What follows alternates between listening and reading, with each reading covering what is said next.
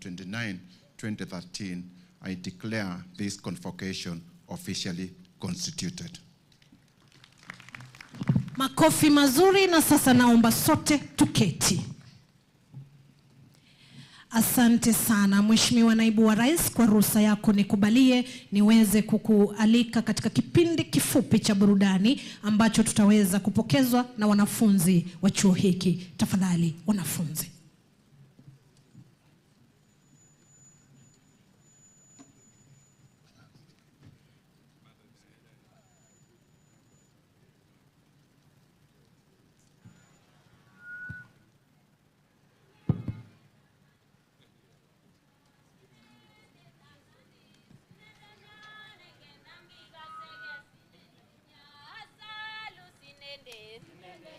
Sinende ne lalang Sege sinende nya karibu chaekyot Sinende ne akwai Sege sinende nya alasu sinende Ajek chu Ollessos Sinende nya Ollessos cheptuingen Ollessos ne barai Ngenam gigasege sinende nya sinende tam Nandi Sinende tam Nandi we Sinende nya sinende ne lalang Sinende ne jabai Ngenam gigasege sinende nya sinende tam Nandi Sinende tam Nandi we Kasege sinende nya asalu sinende Sinende ne lala Kasege sinende nya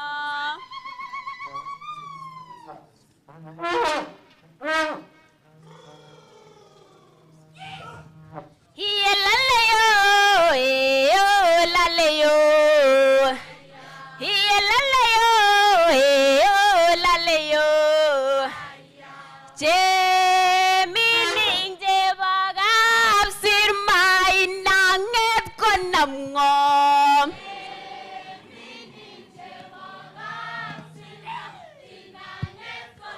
Ngai nanget konam ngom Konam ngatawen yon Ngagoil ngatawen yon Hiya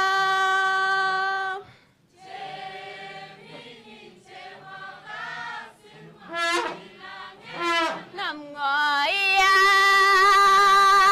Arab jabo sengayo Arab jabo sengayo Kial dalak peteng telet kabarnet kawek sengaeng Nandi kaburwam Kiliam Kiliam Kiliam Kiliam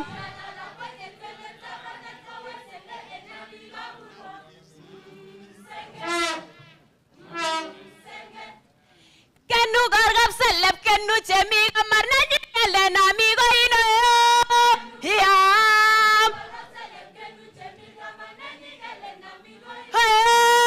Hiam Kalen amigo ino Hiam Kalen amigo in jeb kalembu Jeb kalembu Manga jeb kalembu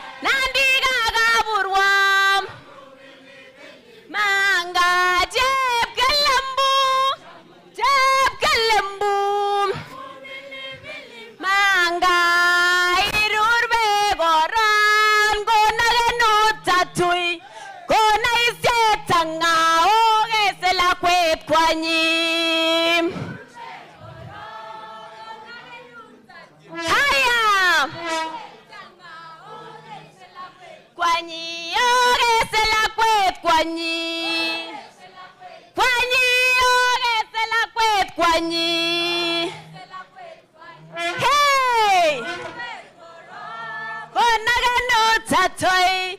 When I say tanga, oh, get la quit quani. Kyawe Nandi, Kyawe Gageyo. Yo, it's a win, yo, it's a team.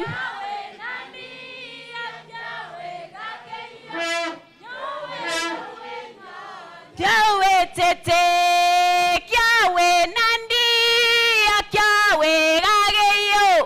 Yowe towe nyan, yowe tete.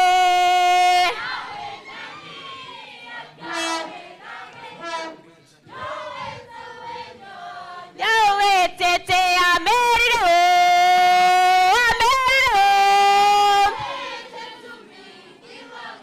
Solelo, amerido.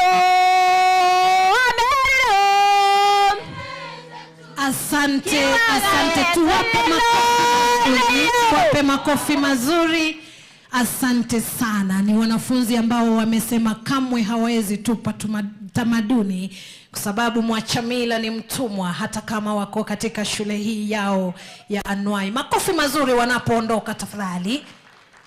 Asante sana. Mheshimiwa Naibu wa Rais, Profesa Kithure Kindiki, Waziri wa Elimu na makatibu wote mliofika, gavana, viongozi wa kitaifa na wa mashinani, mwalimu mkuu wa chuo hiki cha kitaifa cha mafunzo anuai na halmashauri yote, mkiwemo wanachama wa bodi na washikadau wote, wanafunzi wote hasa mliofanya siku hii kufana, mabibi na mabwana. Kwa ruhusa yako Mheshimiwa Naibu wa Rais, nikubalie sasa nimwalike Rais wa chuo hiki ambaye pia ni mmoja wa wanafunzi ambao wanafuzu siku ya leo, kijana Kelvin Kimtai, aweze kukukaribisha rasmi. Karibu sana kaka.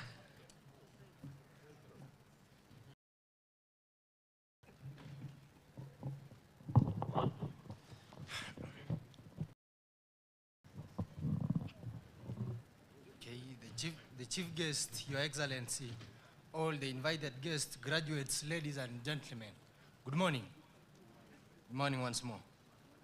It is with great pleasure to celebrate our first graduation as the Ollessos National Polytechnic. Congratulations to all the graduates for the good work done this far. Thank you, Your Excellency, for joining us today. We don't take this for granted. Let me appreciate the administrations, our trainees and staff, and the entire trainee fraternity for the support accorded to the graduates during the time of training. I also commend the trainee fraternity for the peaceful coexistence within the Polytechnic. Our parents and sponsors, we thank you for supporting us in an accountable way. You encouraged us, paid our fees, provide for us, and even gave us enough space to learn how to work our things by ourselves. Your Excellency, I wish on behalf of the trainees to request for the following: building and equipments of training rooms,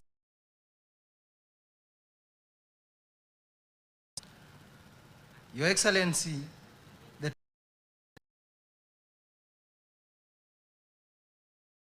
assessment of help and scholarship. Also, Your Ollessos now it is very calm, but when it's come to the season of rain, speaking, Your Excellency, the work paths on our way are impassable. So we wish to request you that kindly let us have a good work path and a lightning across our residence. Lastly, Our Excellency, as you can see, we are all graduating, probably the 2,300 students. I want to request you, Your Excellency, through the office, through your office and the office of the President, we request for employment. Kindly let us create job opportunities for us and all of us. This Kenya is too big and is very full enough for us. Finally, let me congratulate the graduates go out and exercise what we have trained to become. Thank you. May God bless you. May God bless Ollessos and bless Kenya. Thank you. Makofi mazuri kwa rais wa shule jameni. Asante sana. Ni kijana ambaye tunamtakia kila laheri. Ameongoza shule hii vizuri na hatimaye pia anafuzu siku ya leo. Kwa sasa Mheshimiwa Rais, naibu wa rais, bila kupoteza muda nikubalie nimwalike mwalimu wa chuo hiki cha kitaifa cha mafunzo ya anuai Bwana Wesley Yegon pia akukaribishe rasmi. Karibu mwalimu.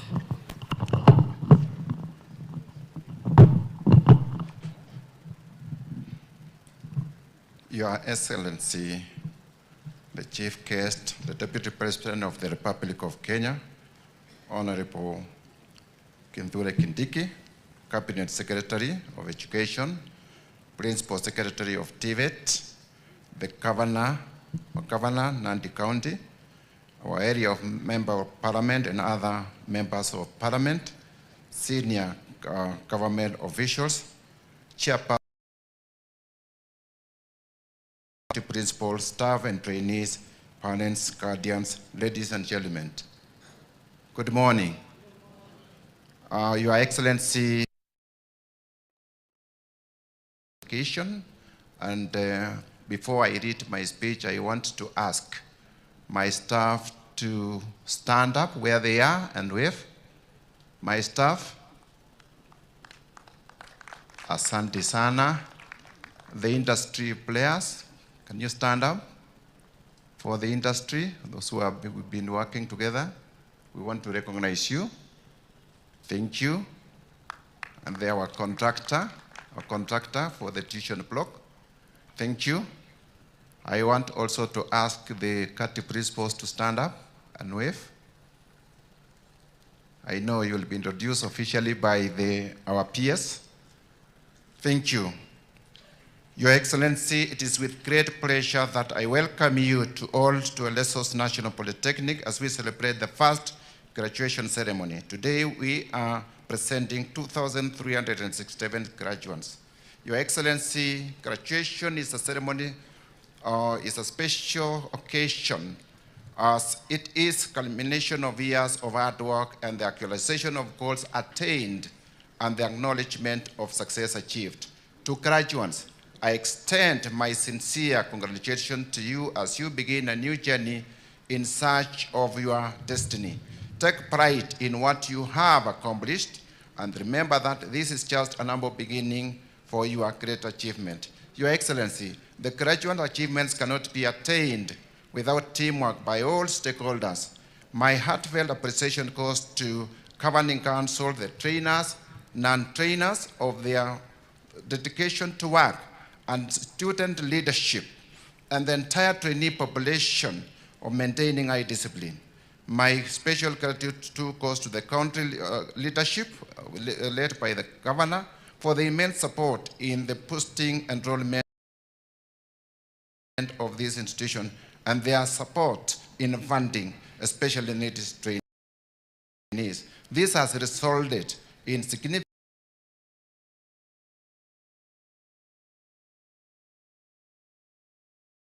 11,090. The enrollment has progressively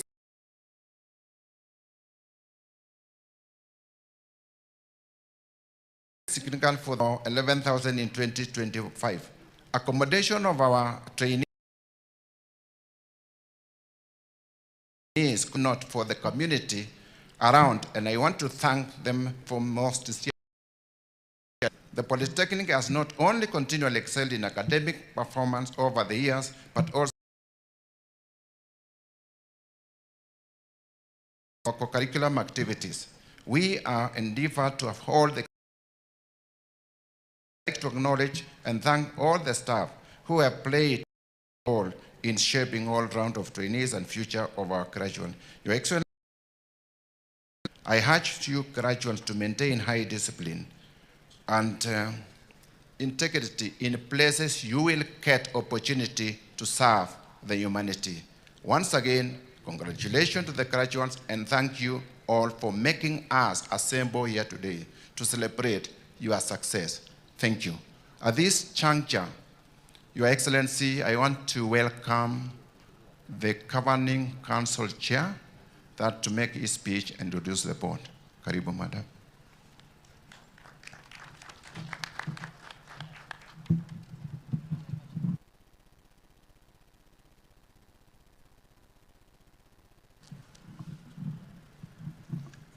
Your Excellency, the Deputy President of the Republic of Kenya, Honorable Professor Kithure Kindiki, who is our chief guest this morning, the Principal Secretary, State Department for Technical, Vocational Education and Training, Dr. Esther Thara Moria, the Governor, Nandi County and Governors, the Senator, Nandi County and Senators, host member of parliament and other members of parliament, all senior government officials, host MCAs and other MCAs, all other senior government officials, member of board of governors, host senior principal, trainers and non-training staff of Ollessos National Polytechnic, parents and guardians, graduates, ladies and gentlemen, good morning. Before I make my speech, I would like to ask the council members to stand and wave.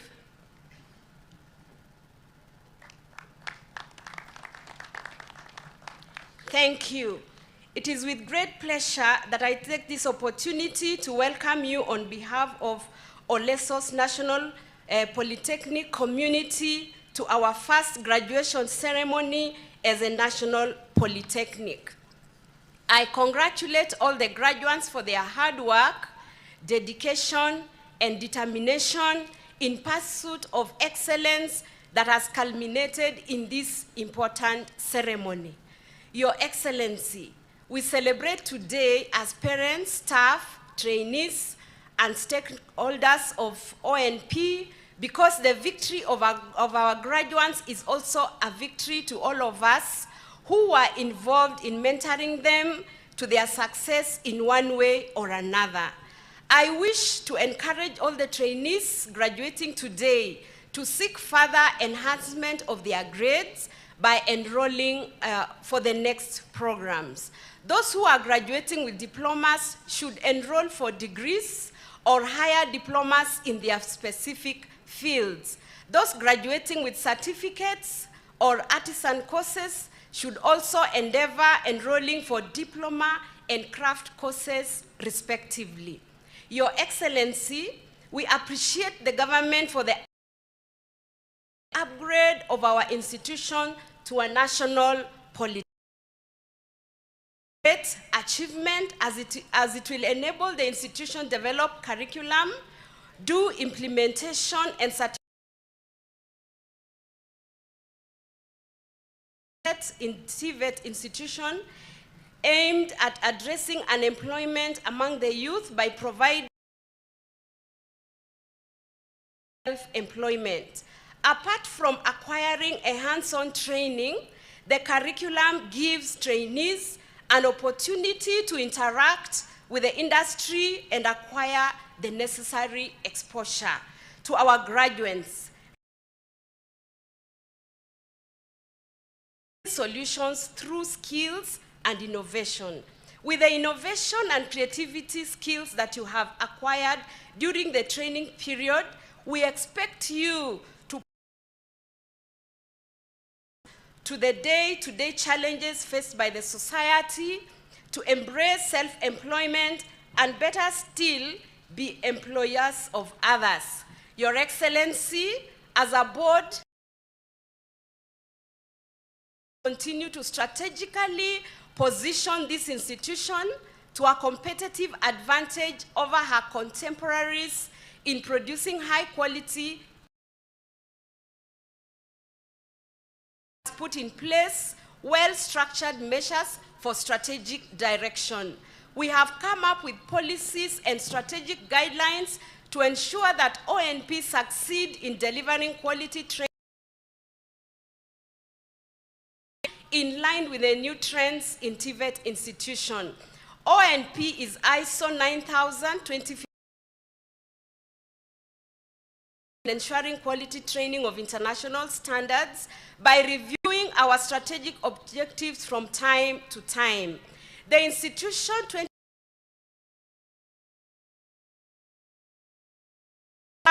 transformative agenda that targets sector economic recovery and resonates well with the National Development Blueprint, NDP. Continuously remain committed to our to our mandate, responsibilities outlined in the TVET Act of 20. Your Excellency, on behalf of ONP,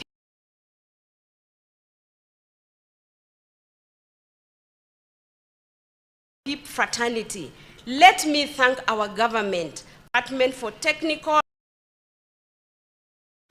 Vocational Education and grants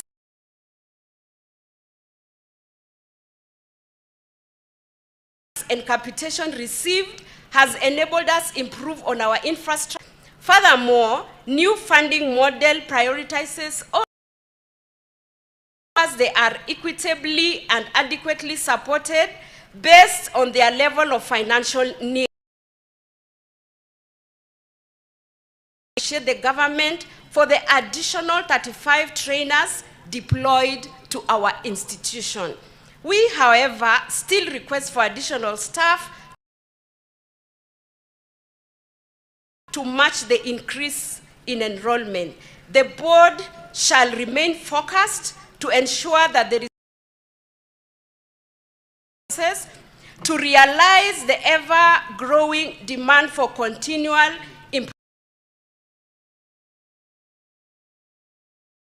Chief guest, sir, as a council, we are proud of the following achievements in the recent past. Construction, facelifting of the institution, the groundbreaking of the construction of a new tuition block with 64 training rooms. We thank the government for upgrading the institution to a national polytechnic. Your Excellency, the board has the following requests. We request for training equipment for building, civil engineering, mechanical, automotive engineering, agricultural engineering, electrical and electronics engineering, and medical laboratory technology. We thank the government for your Excellency. As we celebrate the achievements of these graduates, we should know that there are infinite opportunities abound for them. We have witnessed a number of innovative ideas which may be available for incubation and final production. I impress upon the graduates to take up the challenge and embrace innovation in order to add value to their lives as well as that of the community. Once again, I want to thank the staff and trainees of ONP for ensuring the successful achievement of the trainees' objectives by creating an enabling environment for successful training. Finally, let me once again congratulate the graduates for being a mirror image of the institute pointing to a bright future. May all the success come along your way as you put your foot forward for fulfillment. Thank you very much, and God bless you.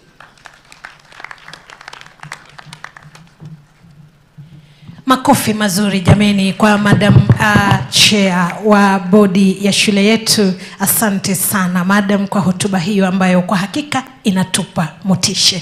Kwa sasa mnikubalie niweze kumwalika mbunge wa eneo hili Mheshimiwa Bernard Kitur aweze kutuongoza kwa kipindi hiki. Karibu sana.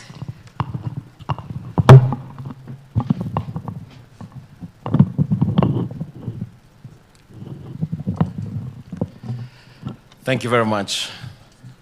Your Excellency, the Deputy President of the Republic of Kenya, Professor Kithure Kindiki,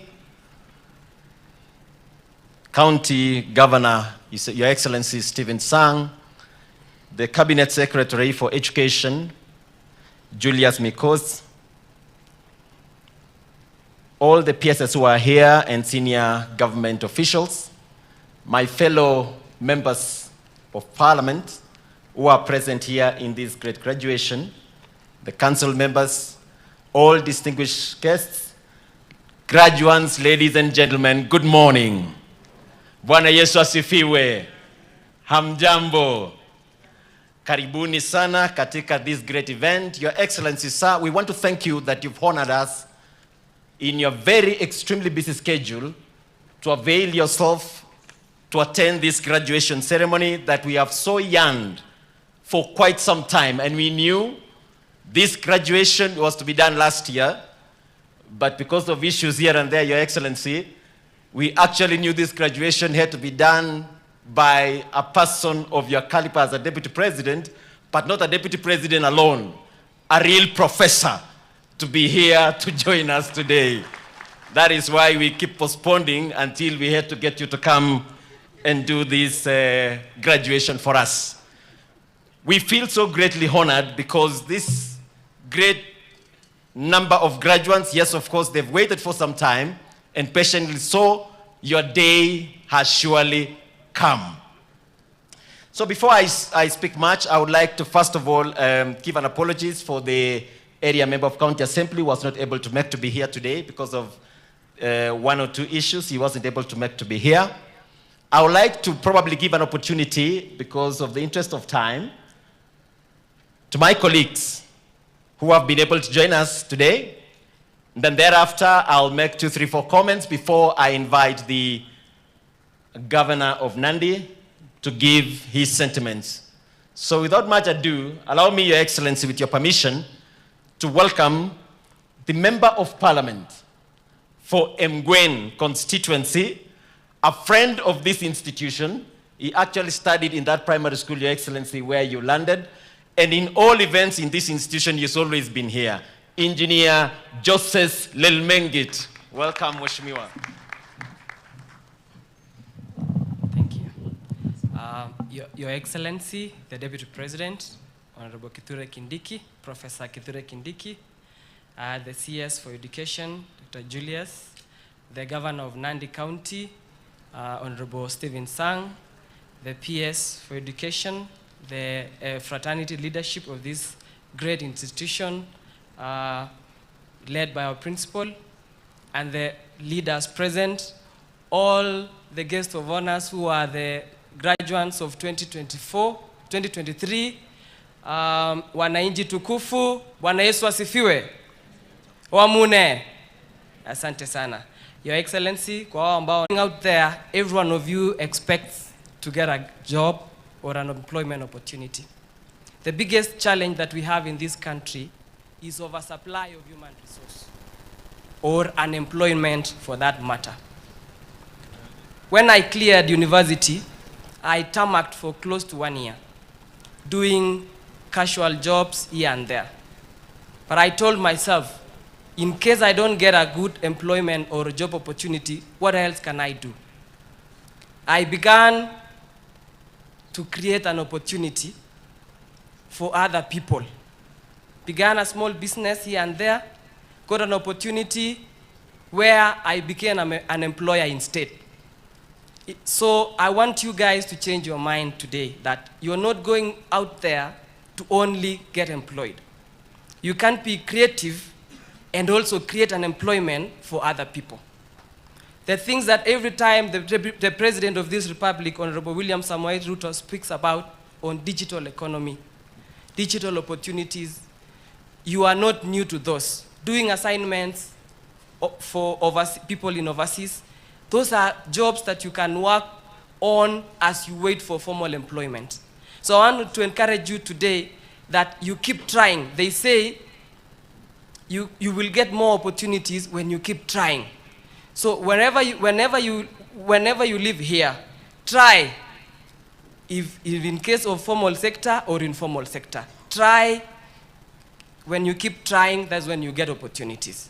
Finally, I want to congratulate you, the Deputy President, for accepting to join this great institution today, and especially having attained the national Polytechnic status. Thank you so much for gracing this occasion. Personally, I want to mention also concerning my constituency here in Mgwen, our headquarters is Kapsabet town. We still have issues on insecurity in Nandi County. A lot of people, Your Excellency, have suffered. There are not enough security issues in Kapsabet. That is the area that I would want to request you to address on that. Otherwise, the great people of Mgwen, the great people of Nandi Hills, kijamo kiko senoge, aneko kiasomani Ollessos agonga miunguna au amiga. Asanteni sana, Mwenyezi Mungu awabariki. A better round of applause for Mheshimiwa Lelmengit, please. Asante sana Mheshimiwa Joseph Lelmengit. Now, Your Excellency, allow me to invite a very good friend of mine and one of the parliamentarians who has mentored me because he's walked the path of professionalism before he got into politics till he was a CEO at a very young age, studied across the globe. Your Excellency, allow me to welcome Honorable Titus Lote, Member of Parliament from Kacheliba, the farthest corner, Kule, West Pokot. Karibu sana Mheshimiwa. A round of applause, please. Najua tunashangaa kidogo lakini tafadhali tuweze kushangilia hawa wageni wetu. Karibu sana Mheshimiwa. Welcome. Your Excellency, the Deputy President of the Republic of Kenya, Professor Kindiki, Your Excellency, the Governor of Nandi County, the host Member of Parliament, the council members of this great institution, other leaders, the graduates, good morning. Good morning again. Yes, just like I've been introduced, my name is Titus Lote. I am the Member of Parliament of Kacheliba constituency. And when I say that, people ask, where is this constituency called Kacheliba? This is a very unique constituency, Your Excellency, and it's important every time I get opportunity to tell people that when Kenya got independent in 1963, as part of Uganda, it is only to Kenya between some concessions that were done between the late first president of the Republic of Kenya and Obote or Idi Amin. So I am a member of parliament that represents Kenya. I'm a Kenyan, so nobody should say anything about that. Your Excellency, I want to also take opportunity to tell these people, the people of Nandi, and those that have come for graduation, about this friend of mine that has introduced me. This member of parliament called Kitur, when he came in, I didn't know. I actually did not understand that he could be able to take in this constituency and take it to the great heights. I start to learn him as a friend, and I've realized that it doesn't make a lot of noise. It's not very controversial. You could have been used to a controversial member of parliament, but his deeds speaks volume. Today, he is invited, the second in command in this country, to be able to grace the occasion of this institution. Bwana Kitur, I think you've given me accolades, but I want to tell you and to tell these people that you've got a great member of parliament, and he will always take us through some understanding. Your Excellency, nataka kushukuru hawa wanafunzi because over 2,000 we've got oversupply of labor. And the president has made it clear. And the reason why he started a committee in Parliament called the Diaspora Affairs Committee. And there is also a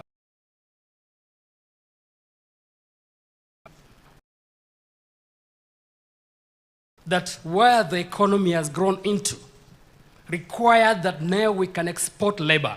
And I want, and this government has made it to ensure that graduates appreciate that the graduates of Kenya that have gone anywhere out of this globe have been able to perform perfectly. You'll attest to this. When the President of the United States said he was going to deport many Kenyans, they only say they're going to deport 1% of the Kenyans in the United States.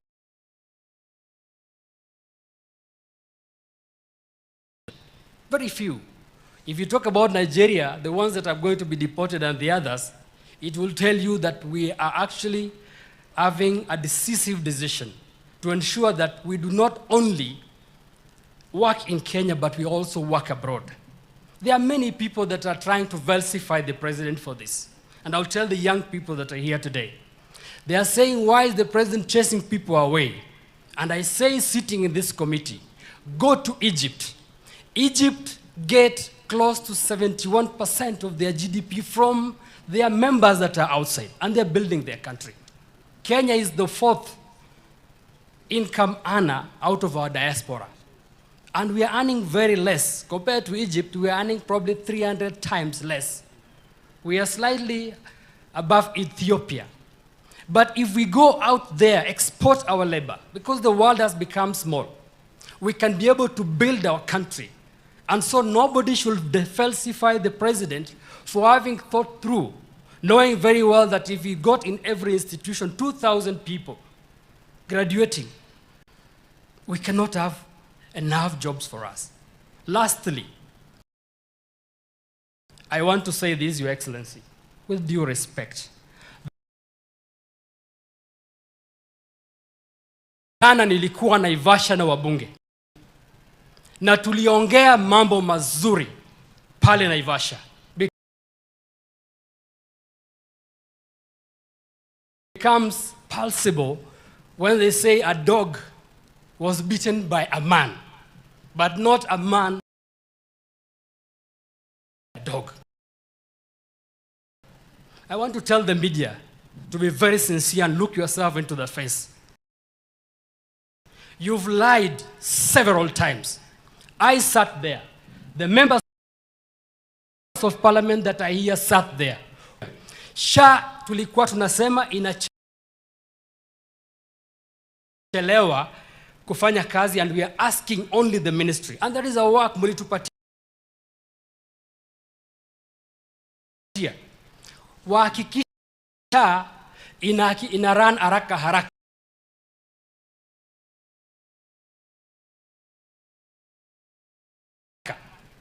We did not say that the members of parliament are rejecting SHA.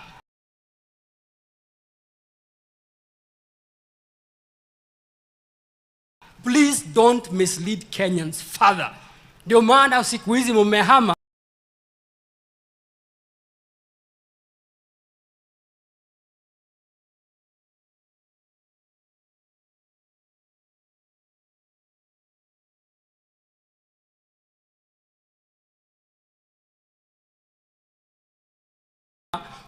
I have a testimony yesterday.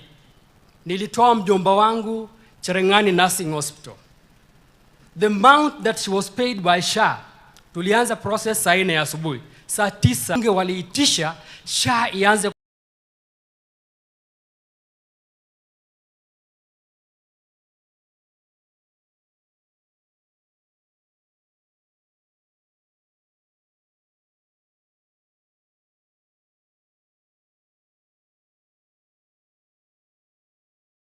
kufanya kazi efficiently, sio kusema wabunge wamekataa. It's not a change of mind. This is the truth. Why are you not telling people kwamba bei ya chakula imeanguka?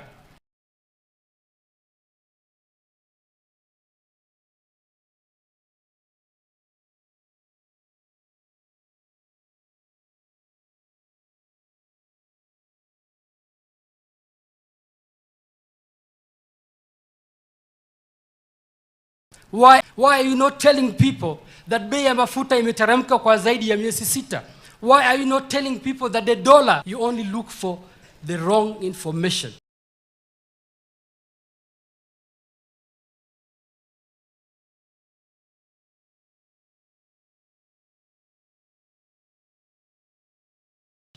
kujaribu kuua hii serikali. Hii serikali haitakufa. Media kweli.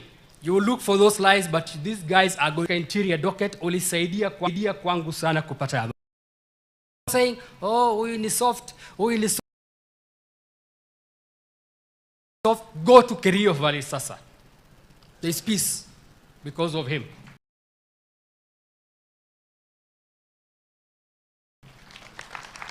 And so when he says things, media mtasema whatever you say, mbona anaanza kusema sasa? He was man enough. Sio wakati amefukuzwa ndio anaanza kutuambia ndani ni chafu.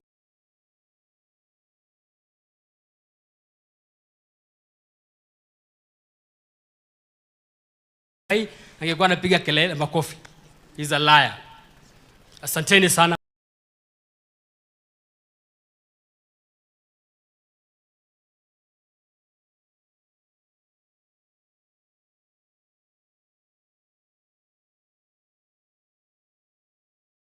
Mungu awabariki. Because you are really exciting me to get into real politics here. But let me try things in which we deliberate today in Ollessos Technical. Your own things and report your own stuff. Allow me, ladies, Your Excellency, and distinguished guests here who are here today,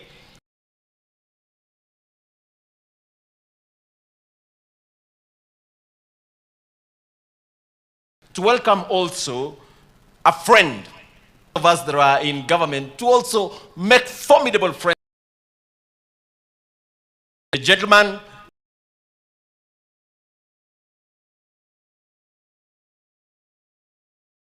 was one of the internationally acclaimed journalists of all.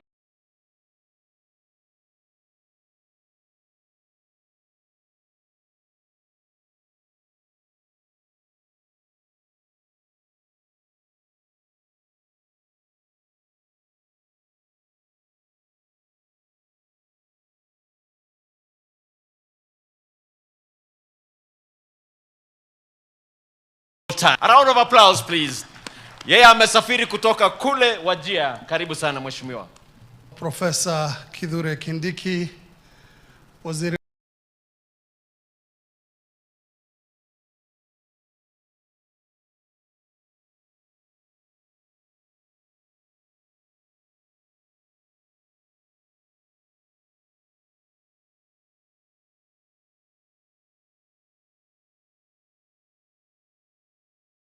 wetu wa elimu, Council ya National Polytechnic hapa, wanafunzi, walimu, was elevated to a national polytechnic.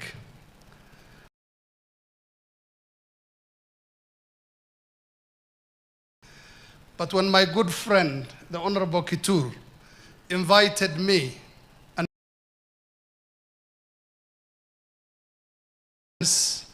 a Kenyan patriot, someone who I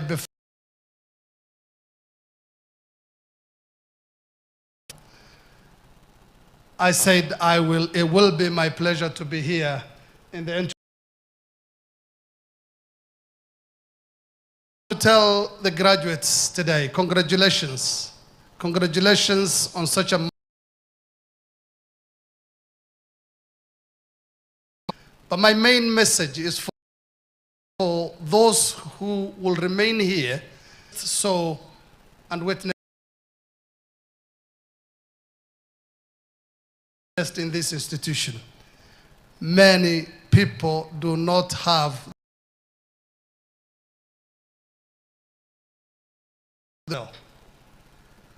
At this point, I'd like to say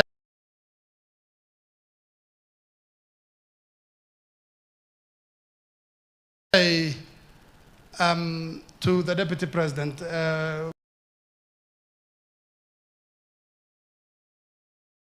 lead with our beloved President, William Samoei Ruto. Throw stones only at trees with fruits. We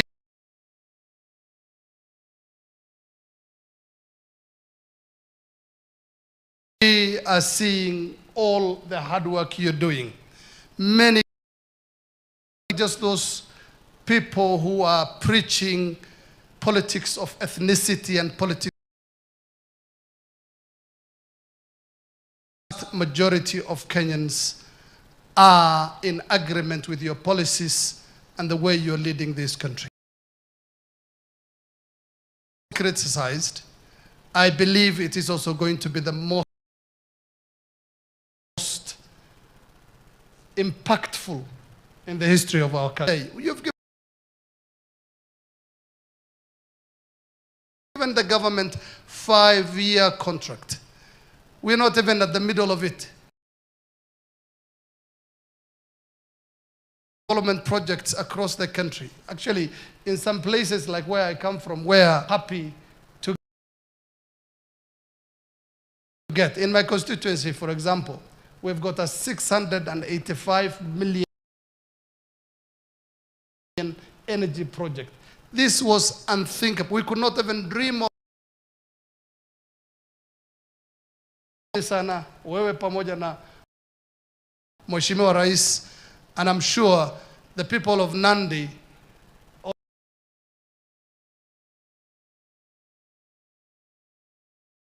also appreciate, treasure him, and make sure you serve him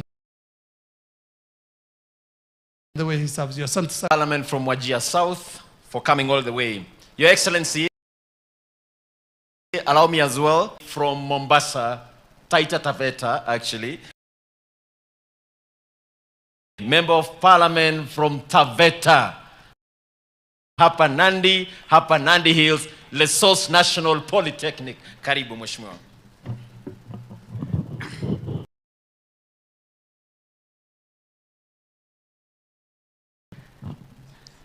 Hebu nione kwa ishara ya mkono kama tuna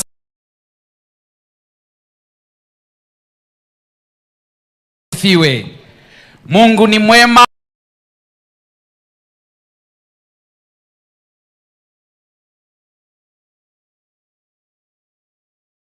kila wakati.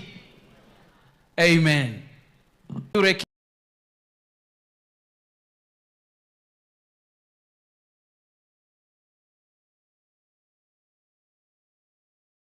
Kindiki, gavana wetu, Governor Sang,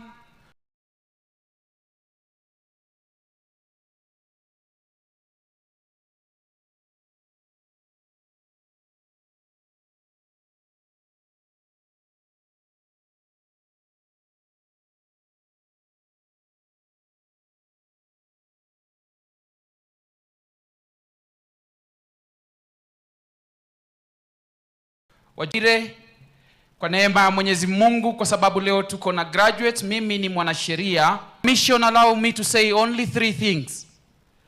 La kwanza, niko wanafunzi graduates wetu na mtu mjini na nilikuwa sijui naenda wapi. And you're excited. Hawajui baada ya leo ni nini kinaenda kuanza. But I want to tell you something.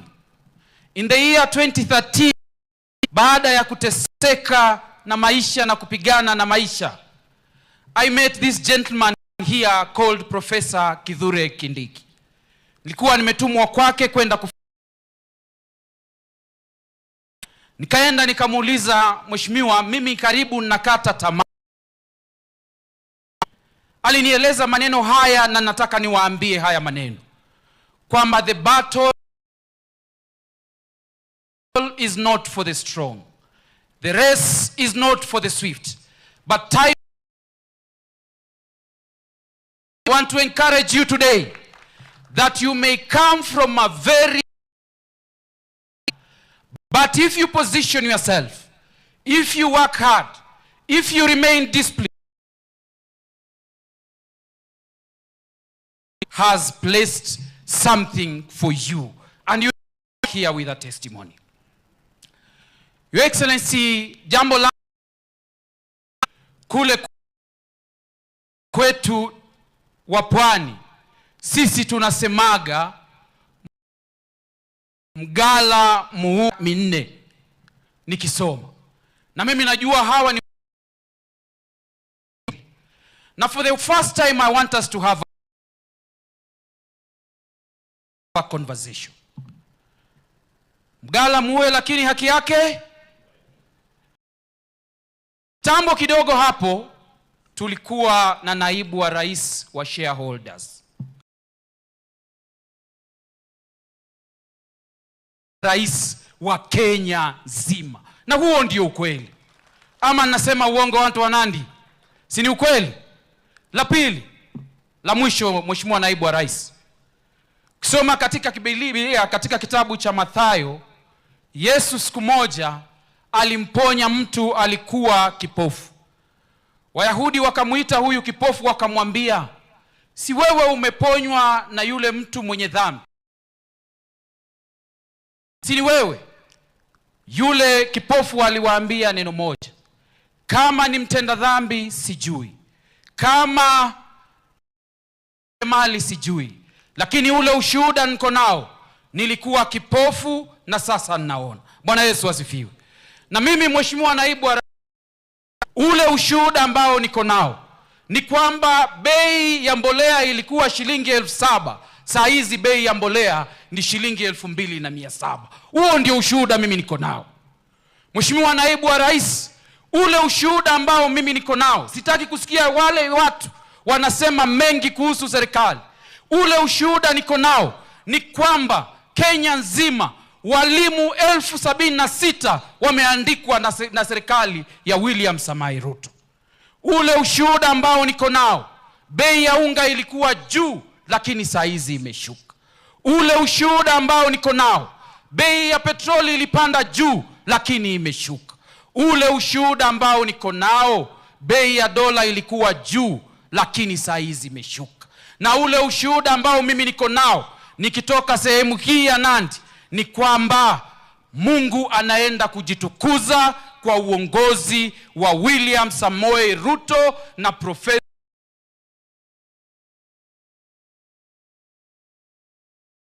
Kindiki. Huo ndio ushuhuda ambao mimi niko nao. Very lastly, Mheshimiwa naibu wa rais, najua Yesu alikuwa akija akikuta watu wakubwa wengi kama hivi, anawauliza, Elia, wewe ni mtume? Na akawauliza, na nyinyi mnasema mimi ni nani?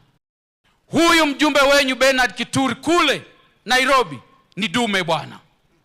Ni dume. Dume kule Nairobi peke yake ama hapa Nandi pia ni dume? Nataka nisikie kusoma kwenyu. Ni dume pia hapa? Ni dume pia hapa?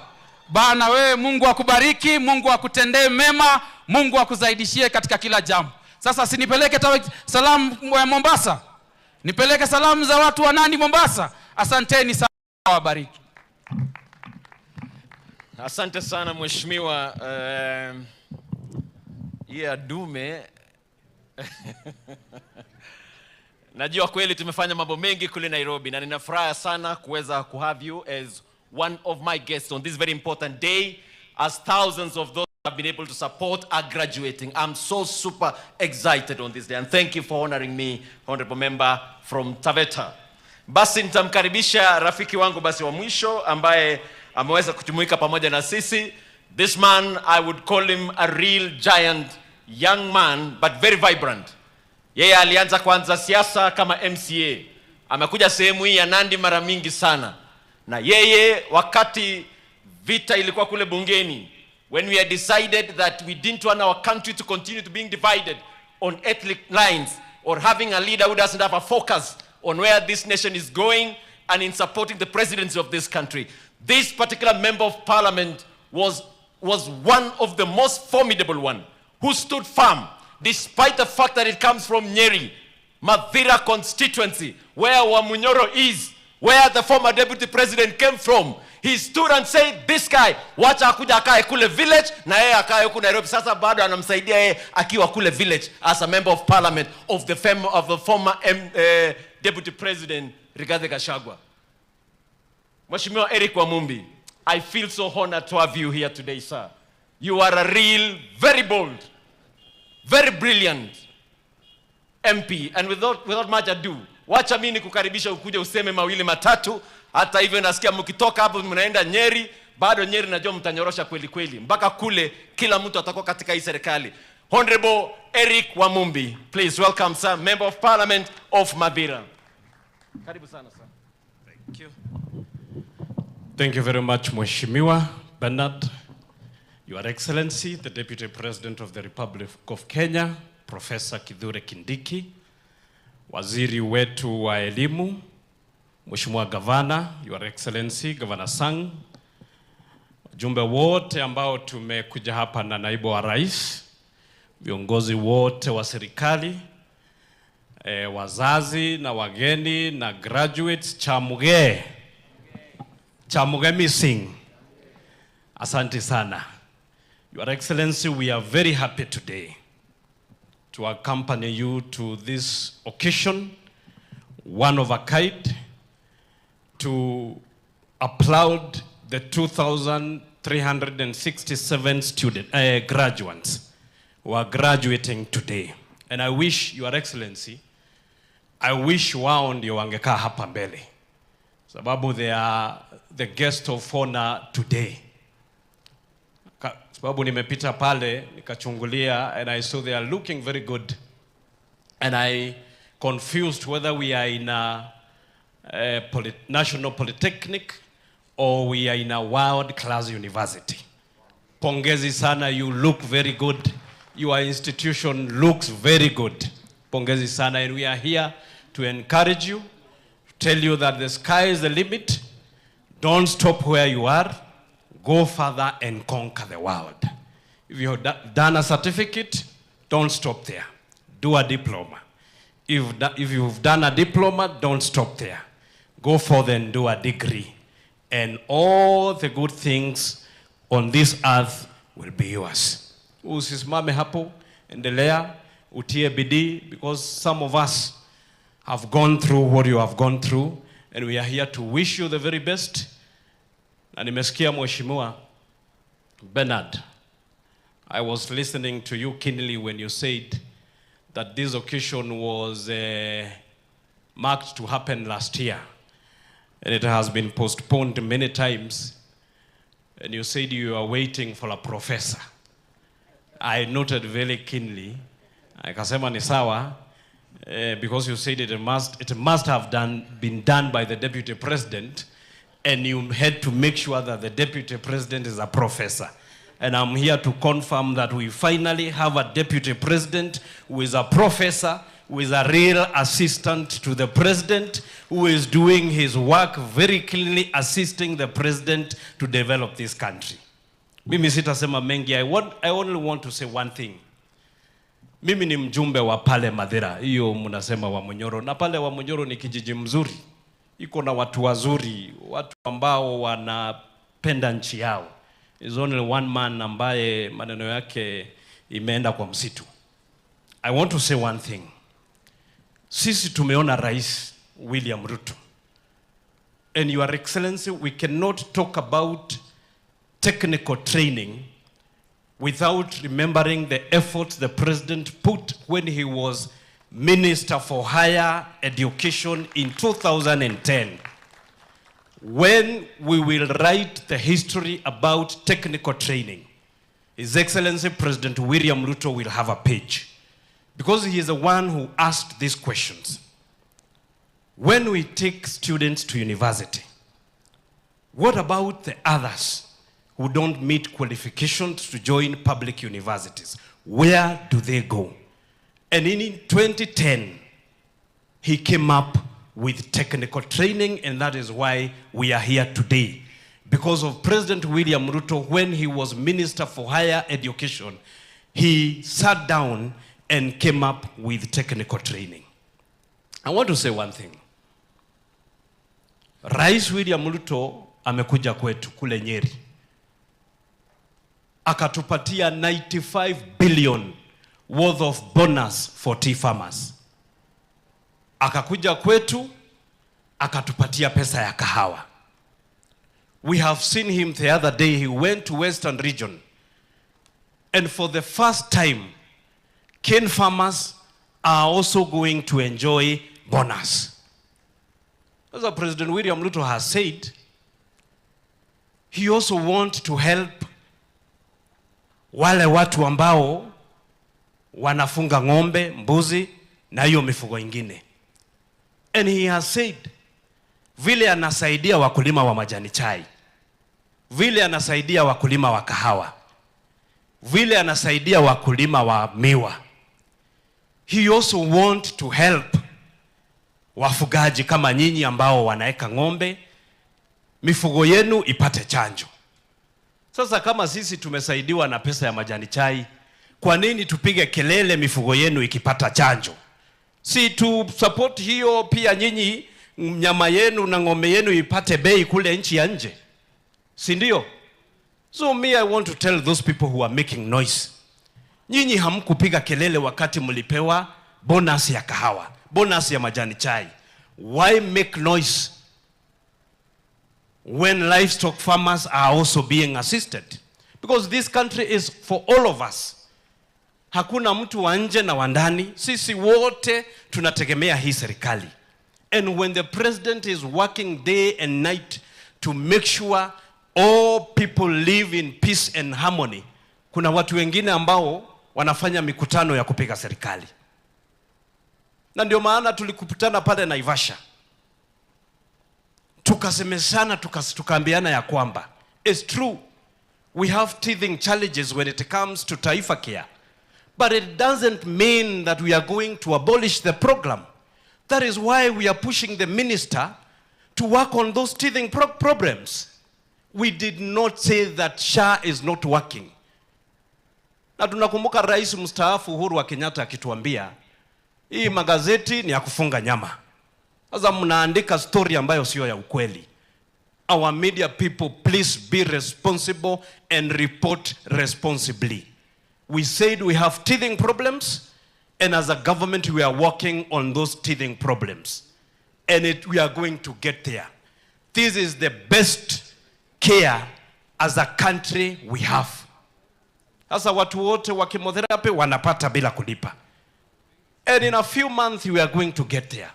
Let us support our government. Mimi nimetoka pale Madera na nitakwama na Rais William Ruto, wapende wasipende. Because he is a leader who unites all people. He is not tribal. Ni kiongozi wa kuunganisha watu wote. Na tuko wengi pale mlima, tuko wengi ambao tunashikilia William Ruto na naibu wake Kindiki. Tuko wengi. Sasa hii si wakati wa siasa, hii ni wakati wa kazi. Tufanye kazi, wakati wa siasa ikikuja kila mtu waingie kwa uwanja tujuane. Asanteni sana na Mungu awabariki. Thank you very much. Honorable Eric Wamumbi, sasa nyinyi mmejionea tuko na vijana chipukizi kutoka sehemu ile mlimani who also have a right vision for this country and share in the vision of the President of the Republic of Kenya. Your Excellency, as we come to celebrate the graduation of these 2,300 young ones, Naibu wa Rais, mimi wakati nilipata usukani kuwa kiongozi wa sehemu hii, nilisoma the mind of the President. Na nikaona vile wakati alikuwa naibu, alijaribu sana kutembea katika several debates. I saw many young people, Your Excellency, wakati nilikuwa nafanya siasa, wangenifukuza hapa na pale. Pengine wakitafuta kitu kidogo hapa na pale. And I thought, Your Excellency, that I want to align completely with the thoughts of the President. And what we've done, I picked in Nandi Hills the only institution that is quite well developed. And I came here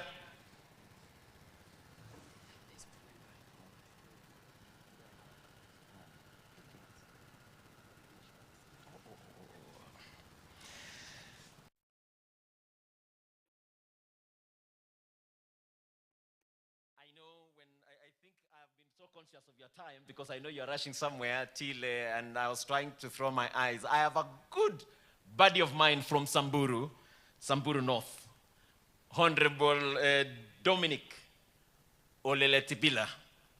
Sorry, Mheshimiwa, I think na nimeambiwa masaa. Please, Mheshimiwa, all the way from Samburu. I actually wanted to make sure that the whole country is represented, and you can bring me some Samburu from the other side to come and study in this fantastic institution. Unajua hii ilikuwa ni plan, ilete watu kutoka Kenya mzima ndio muone kwamba When your leader is here, you can also come and study here. Please, Mheshimiwa, kindly come and make your remarks. Karibu sana Mheshimiwa Ole Letipila, all the way from Samburu. Karibu.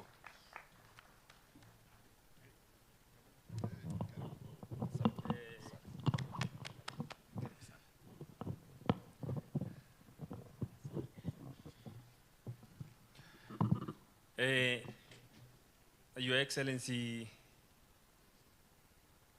Deputy President wetu, Professor Abraham Kithure Kindiki, Governor wa Nandi County, Waziri, rafiki yangu Bernard Kitur, waheshimiwa wenzangu, watu wetu wa Nandi County, na graduates wetu wa hii National Polytechnic. All protocols observed. Hamjambo nyote. Bwana Yesu asifiwe. Mtamsamea rafiki yangu Kituru kidogo kwa sababu anajua nyinyi ni watu wengi. Na hii function ni kubwa. 2300 graduates wakigraduate siku moja, na hii this is a first graduation ceremony ya National Polytechnic. Na hata sijasikia mkimpigia makofi tangu saa zile. Hiyo tu ndio makofi mnampigia?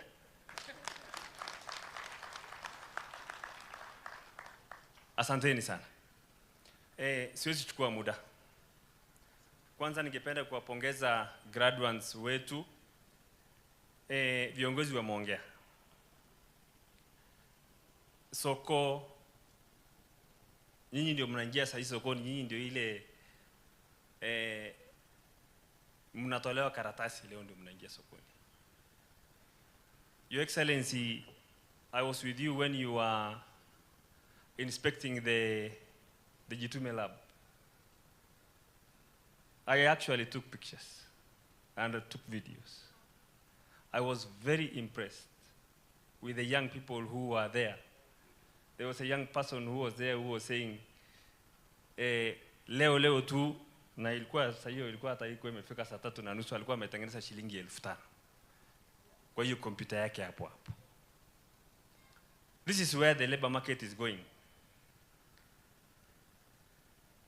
It is saturated out there, lakini ukijituma na these necessary skills ambayo mumegraduate nayo saa hizi, the future is indeed very bright. I would like to thank the government because the same program ambayo inafanywa hapa hivi, hata mimi na replicate pale kwangu Baragoi, Samburu North. Na napenda sana kumshukuru Madam PS kwa sababu amenisupport pia mimi na technical yangu ambayo niko nayo Baragoi. Na Your Excellency, hata mimi nikipata nafasi wanafunzi wangu wakigraduate nitakukaribisha.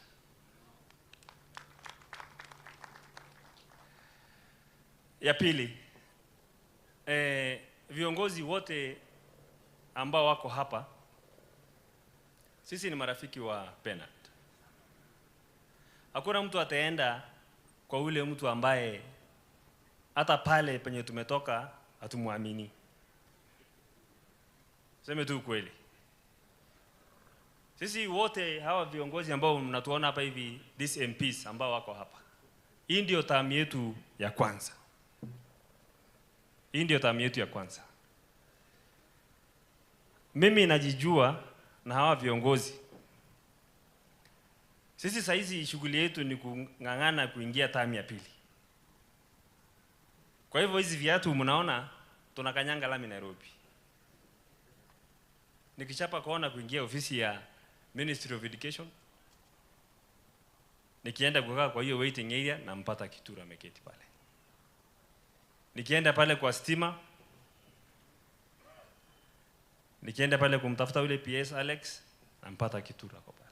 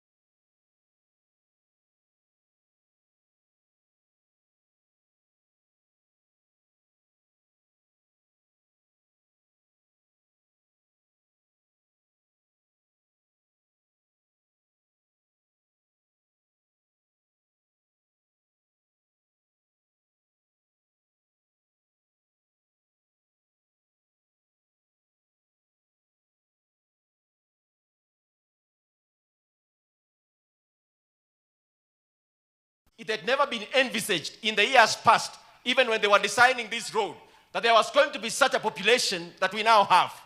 Your Excellency, I want to ask you, for quite a project here, so that we have pathways, walkways, all the way from Ollessos, iteremuke mpaka kule Cheplelachpei, kule chini. Because the population is so high, magari hapa yanakimbia sana, there is a likelihood sometimes to have accidents around this place. In fact, Your Excellency, even as we celebrate today here, this community of Ollessos are also mourning a young man we lost tomorrow by the name of Brian Kipkoech, because of some small issue that happened here, Your Excellency. And I will be asking you also to be able to support us and support that family. Kwa hiyo, Your Excellency, pia ningetaka nikuombe, besides the schemes, the streetlights I've talked about, mimi najua sauti yako ni kubwa, na ukisema jambo linakuwa. Katika pia sehemu hii, as much as the community is struggling to also build houses, I have few places here, Your Excellency, yenye tuko na challenge kidogo ya stima. Mimi nataka nikuombe tu 5 schemes ya milioni 50, Your Excellency, kwako hiyo ni kitu kidogo, sema neno moja leo hapa, mimi naenda kufukuza wajamaa Nairobi huko mpaka nifikishe nyumbani. Your Excellency, there are also some very key projects that are happening here in Nandi Hills that I think it's very important also to mention, and I appreciate your government, Your Excellency. One of the key projects tumetamani sana kuwa nayo, apart from this Polytechnic that you see here, there was Koitalel Samoei University. This has been a story that had been mentioned for years past.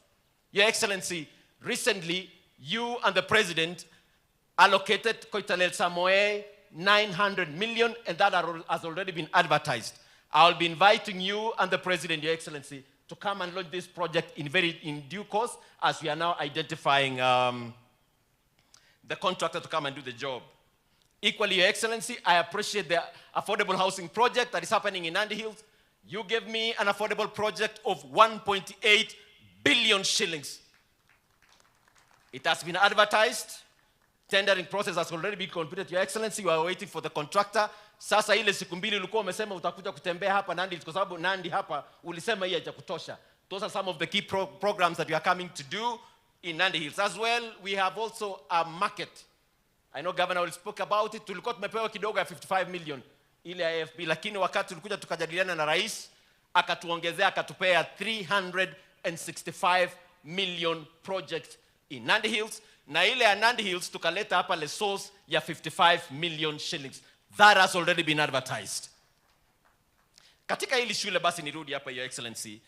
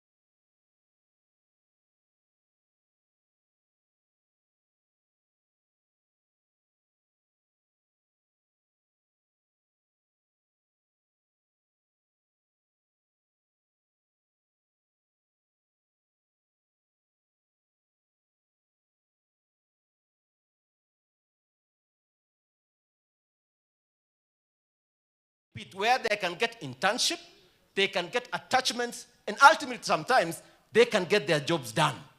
Allow me to call the Kenya Maritime Authority. Is the team from Kenya Maritime here? Kindly stand. Lake Victoria North. If you are here, please stand. The tea estates led by Eastern Produce. Where are you? Please stand.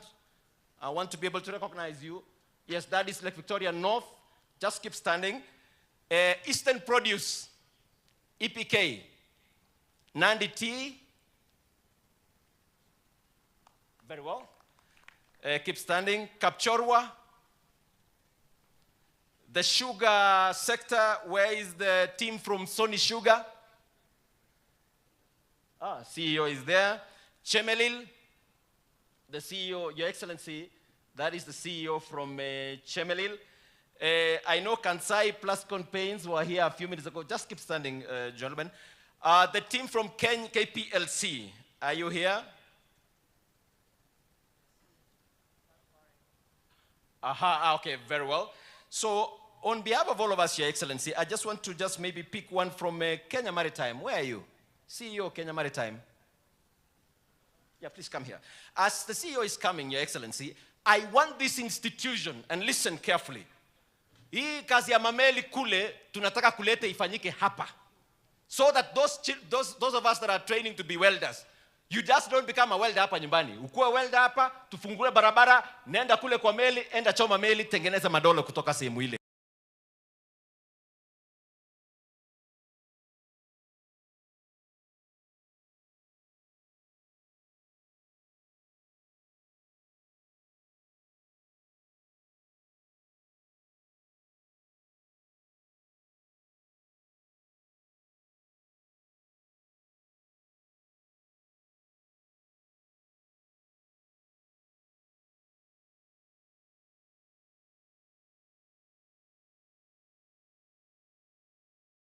Sony Sugar here, and Chemelil, and a few others who didn't make to come here. These are the CEOs, Your Excellency. When we shared with them, of course, they are very grateful because of the reforms that you and Your Excellency, the President, these companies of sugar companies, you have been making losses for over 30 years, right now are profitable. Historically, they are making profits. And because of that, Your Excellency, they are able to open avenues where young people can go do work in those places. Mechanical engineering, welding, plumbing, all those electrical, and those are the kind of things we are going to ink, Your Excellency, and they are going to take loads and loads of young people to go to those places and work. And therefore, Your Excellency, I wanted to recognize the commitment of these great leaders who have left their very important jobs to come and attach to see what the country is doing, where the nation is going, and to prove to Your Excellency that now the country is so united between those who are in the industry and the learning institutions, so that we have an easy way. So allow me, Your Excellency, an easy way of these people getting jobs. Your Excellency, just 1 minute, if you allow me, and I'm going to sit down, I allow the CEO, acting CEO of Kenya Maritime Authority to say a word, and then you be seated. Karibu, sir.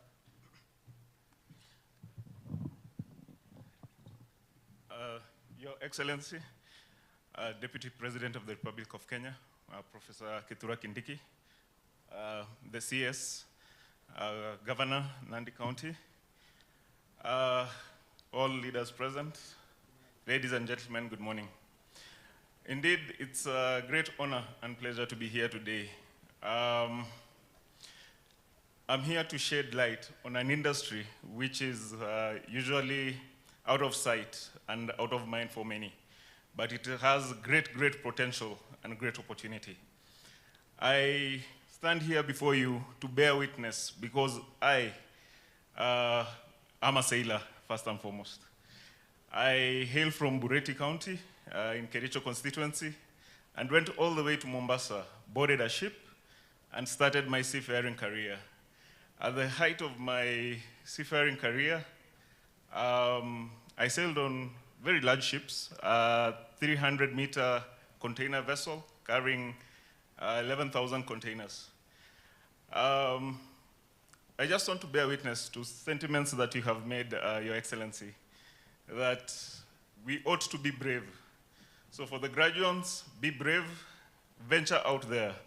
There are opportunities out at sea, there are opportunities abroad. You can venture out. Parents, be courageous, let your children be, and go and get these opportunities. Lastly, Your Excellency, once seafaring career is done, there is always something for you back home. Currently, I am Acting Director General of Kenya Maritime Authority, serving the government of Kenya. Thank you. And so we are going to have a great partnership between Kenya Maritime so that we open avenues, as I say. Those from this, who are graduating from this school will be able then to have an opportunity to work in those spaces. I will also continue to bring in more friends who are going to partner with Ollessos Technical, and for sure, this is going to be quite something. So the 2,000 that I keep sponsoring every year, I can almost guarantee you, half of you will get a chance to work somewhere. Your Excellency, two things, then I get seated. One, yesterday we had a meeting in Naivasha, and we applaud the program of SHA. Yes, we agree there are small teething problems. I'm also a beneficiary. A while ago, some few weeks ago, I had a mishap where one of my staff got an accident, and he had some fractures. And Your Excellency, he was treated in Moi Referral Hospital. I thought I was going to pay over 400,000. But in the day he was to be released, SHA paid everything. So what we are saying is, yes, there are a few challenges, sometimes system problems. And the CEO yesterday clarified that those problems were identified. There were issues of the systems. They've been able to get more servers. So those problems have been addressed. So this is the media report, right? We said, yes, SHA is good, few teething problems, but they are being addressed. I want to call on all Nandi. Kindly let's register. We are now at 25%. Other places, some are shouting, but they are registering. They are benefiting from this SHA. And finally, I mentioned, Your Excellency, a week or so ago, on the issue of the budgeting process that happens in Parliament. And I said, a time has come, if this country is to be fair. Over time, they've always been skewed budgets. Particular regions have been getting quite a lot of money for quite so many years past. And I had said, going forward, if Parliament is the one that is appropriating all the funds, hii kamati yenye iko bunge ya kutengeneza budget, hiyo na ivunjwe so that we have a proper representative budget committee in Parliament that is going to have every year a proper distribution of resources across the country. Haiwezi kuwa sehemu zingine za nchi, you know, because Parliament has quite some strength, inapata pesa, ina appropriate pesa zingine mingi, ikae sehemu moja for many years past. Kama vile maona, we are young politicians, and we are saying whatever we see is not right, we speak it right, so that it be done right. And I call upon you, Deputy President, there is a problem that happens pale kwa budget committee. Itengenezwe vizuri so that we have representation, hata tupate wabunge kutoka Nandi ambao wako pale Nandi. Hii kitu ikiwa kakawanywa tuko pale ndani ya hiyo budget committee, ndio it becomes fair upon all of us. Ongo loletang budget lakini mitage ngenyo negeame serune magimwajin kiso gimete mitage ja gyatana nune nye singepte to atugi mom kemya nanune ne balete amadale dagi yaogere giba biglaget Keba access nyo nagi makoya ko ntiondo ipkebar ko nyoka ndap ko it ko kelejini rip mite jega jitong nyo ipkinda agenge nyo kotoy ko lujego mutaka ko et kole kotoy ko sich masek orono ko ngetuny ngo magrip inyaba 2027 ko nito nyo ko sumbone bit amaje ke wal budget committee intayo sigesop kongwe. Governor Nandi, Your Excellency Stephen Sang, please welcome, sir. Karibu. Tumpigie makofi Mheshimiwa Kituru. Asante sana mjumbe. Your Excellency, the Deputy President of the Republic of Kenya, Professor Kithure Kindiki, CS Julius Migos, PSS Wetu, the principal, the OTTI team, together with the graduates. Good morning. Kwanza nachukua nafasi hii kusema pongezi kwa wale wanafunzi wetu ambao wanafuzu siku ya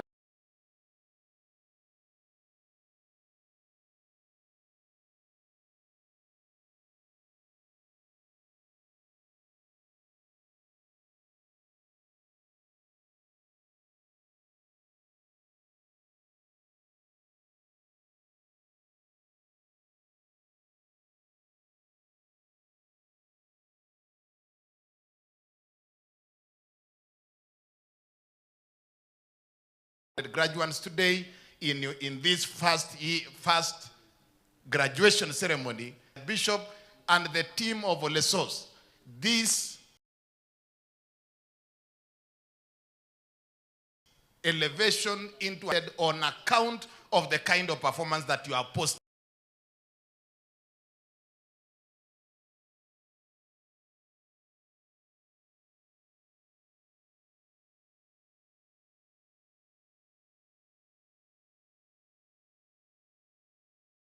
Over the many years. And therefore we want to say congratulations. That we wanted to do, Your Excellency, is that we wanted to have the first graduation as a national polytechnic. Graduation as a national polytechnic. The second issue, Your Excellency, is that we had identified the office. We had identified and agreed. However, we wanted to be sure that the person coming here, that when we make some request, they will be taken to the right place and that they can be able to be acted upon favorably. And that is why we were not in a hurry. We say, tuende mbele kidogo, tupate mtu ambaye tukimwambia maneno yetu itafika mahali inafika. Na leo, I can assure the community of Ollessos Technical, Nandi County, that our issues and the issues that we are raising today will get favorable consideration in the ears and the heart of government, because we have Professor Kindiki, our Deputy President, as our chief guest today. Tumpigie makofi tafadhali. Your Excellency, when an institution is elevated into a national status like Ollessos Polytechnic, we have had before schools, secondary schools, elevated into a national status. Part of that elevation is that they are given some small capitation to do some favor. Your Excellency, as we celebrate the elevation of Ollessos, the Ollessos National Polytechnic, we are asking, Your Excellency, that some consideration is made into availing and be able to improve the infrastructure in this school so that it meets the status of a national discussion that we have had with you at the waiting team, and we will be coming to your office to agree on how to implement some of the proposals with you, and we know you are going to succeed. We are going to succeed on that. Thirdly, Your Excellency, because I know we are pressed for time, ile maneno tulikuwa tunasema tunahitaji yule mtu tunamwambia tunajua maneno yetu itafika huko, ni kwa sababu, Your Excellency, hii area yetu ya Nandi, in the last term of the previous administration, this region was marginalized. Just like many other areas were marginalized on account of politics. Because we had voted for that government 100%. We were supporting the policies of that government 100%. However, because of exigencies of politics, this region, imesemwa na Kituri ya kutoka Nandi Hills, Imaki, Nandi Hills, kuja mpaka Ollessos na kwenda back, was launched in 2016. And since that time, nothing has happened on these roads for the last almost 10 years. And Your Excellency, we are hopeful that this government, having come into office on account of ensuring that no part of Kenya is left behind, we are really asking that this region has been left behind on account of some of those projects. And we are sure that you are going to help us push those agendas. And we know, wewe utasema maneno hapa kuhusu hii barabara zetu and many other projects. Hii Keben Dam, Your Excellency, it was conceptualized in 2013-2014. The budget initially was about 10 billion. Previously, ikakuja kusukumwa, budget ikakuja chini mpaka 7 billion, ikakuja 4 billion. Finally, when the last administration left, they had awarded a contract for about 1.4 billion, cutting down the many institutions that were supposed to benefit from this project. This Keben Dam, Your Excellency, will sort out our water needs as Nandi County to an extent of about 50%. E project moja peke yake. We thank you and the President because you canceled the initial tender. You have asked for redesigning of the designs of Keben Dam, and today, as we speak, we are almost closing the tendering process to get a contractor who can support us in this project at a cost of about 12 billion design that will ensure that Kapsabet, Ollessos, Nandi Hills, Kaptumo, ile kitu tunauliza Your Excellency, wewe sukuma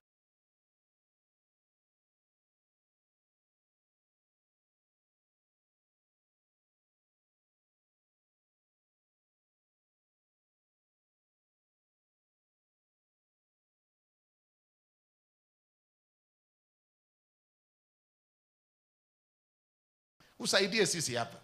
You are a local. Tulijaribu kukuonyesha hapa, but also you became a lecturer here at Moi University. We want to, Your Excellency, we cannot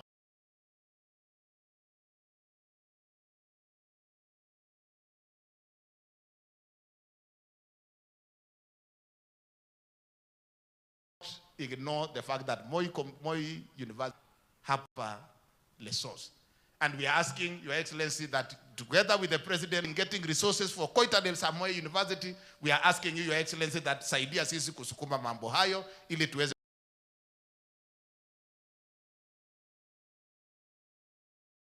kupata maendeleo hapa. Sema wewe wanataka kukupatia kama memorandum.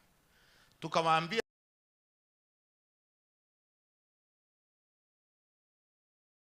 you will spend 3 days in Nandi commissioning the various with the leadership and the opinion leaders and the people of Nandi. Waambie ya kwamba wapumzike kidogo, ile siku wewe utarudi, we will have an opportunity to sit down with you and be able to deal with some of those things. Nandi kidogo and the western region. I speak for Migori, Kisii, Bomet, Kericho, Nandi. There is a problem with our bonus. Watu wetu hawakupata bonus ile inahitajika, and I think there are a few things that we need to tweak so that some of the initiatives that the national government implement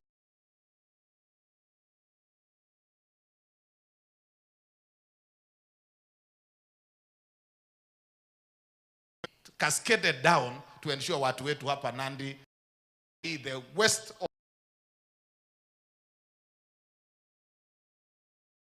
of the rift, katika maneno ya majani chai wameweza kutoka Samburu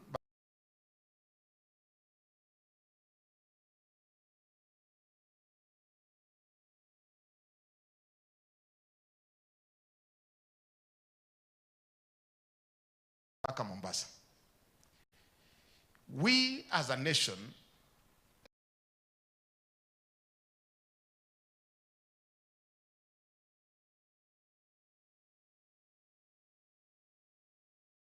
Ollessos and National Polytechnic.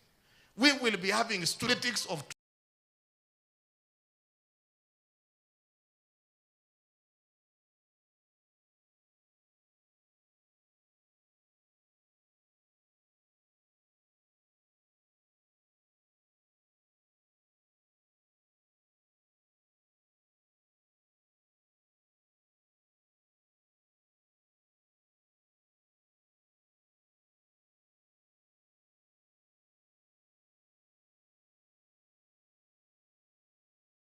tribalism, ili hali wananchi ambao lazima tuwashughulikie ni wananchi ambao wameishi kwa pamoja. Hapa huwezi jua mtu ya nani challenges ambazo ziko katika county zetu, so that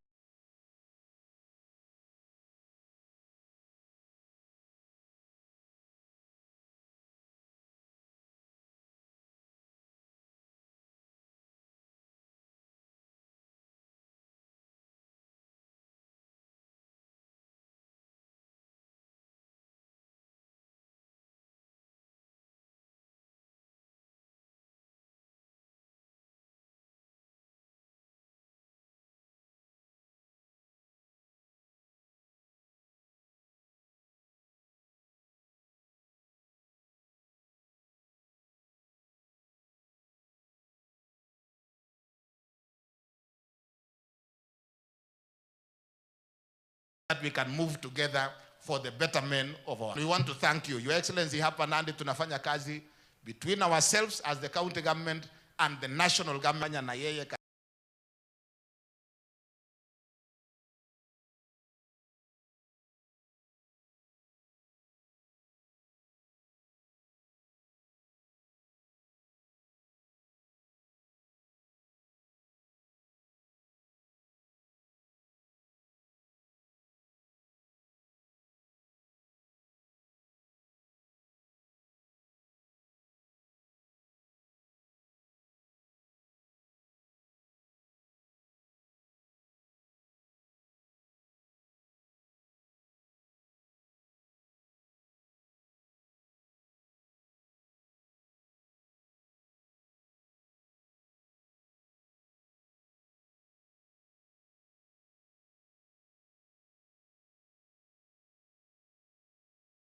katika maendeleo ya kanisa, wewe utanikubalia nikuje na hao wazee wa kanisa. Kuja hapa kama umeokoka, sasa maneno yako hapa tunakukumbuka kwa sababu ya ile mission.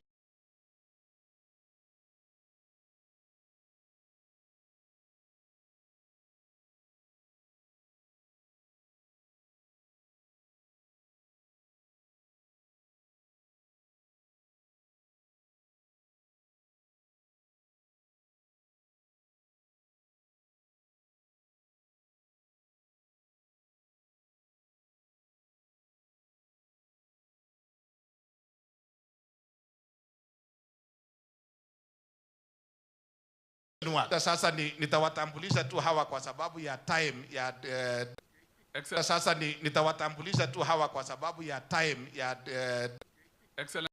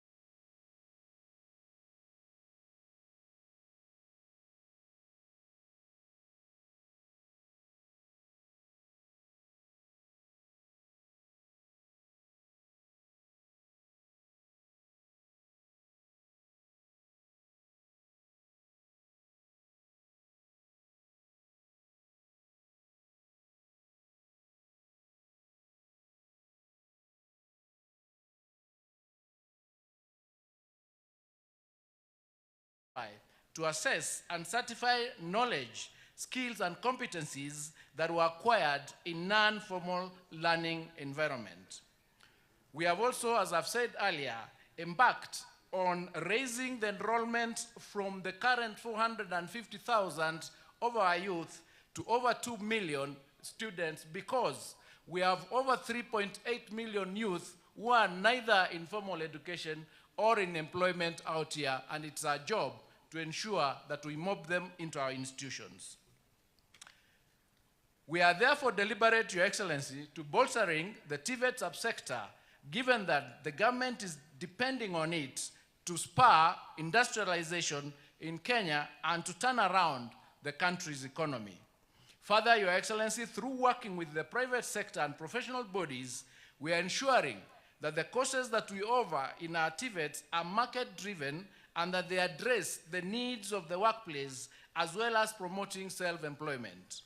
Your Excellency, currently, the ministry is also partnering with relevant departments in the ongoing construction of affordable housing, industrial parks, and roads programs. These projects are doubling up as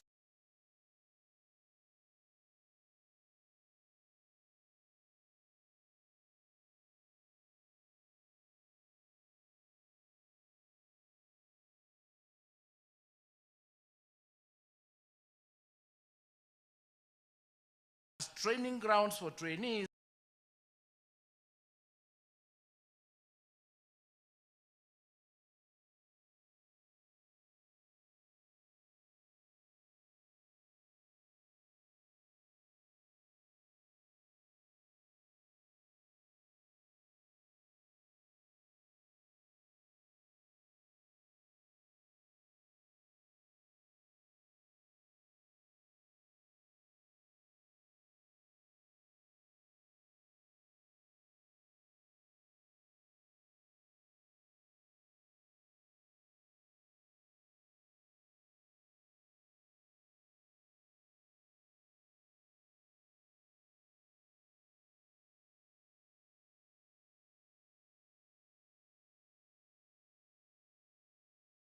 training grounds for trainees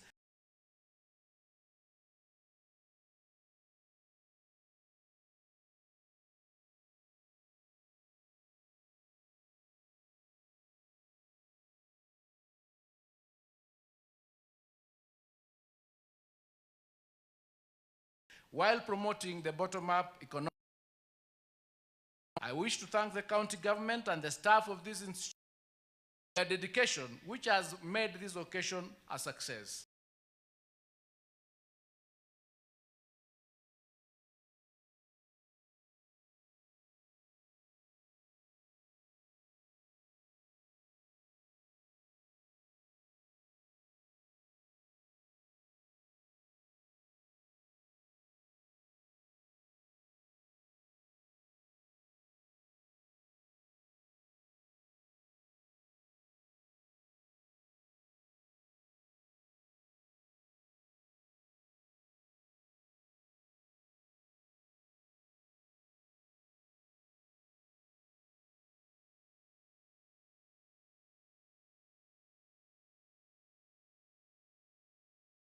You had to sacrifice your time. You had to sacrifice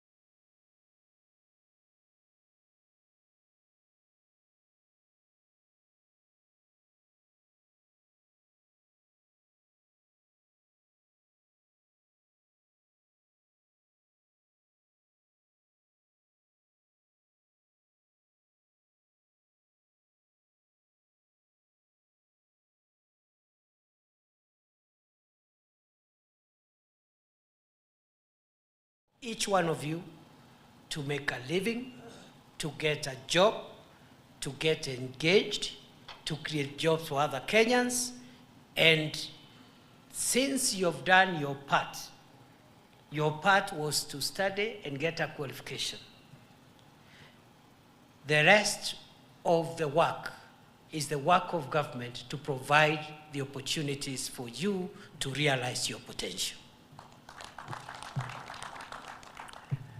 The colleagues who have spoken here, the members of parliament, and forgive me for some of the extra information that they gave you, because they gave you very good information, but a little bit of extra information, because this is a graduation, this is an academic event.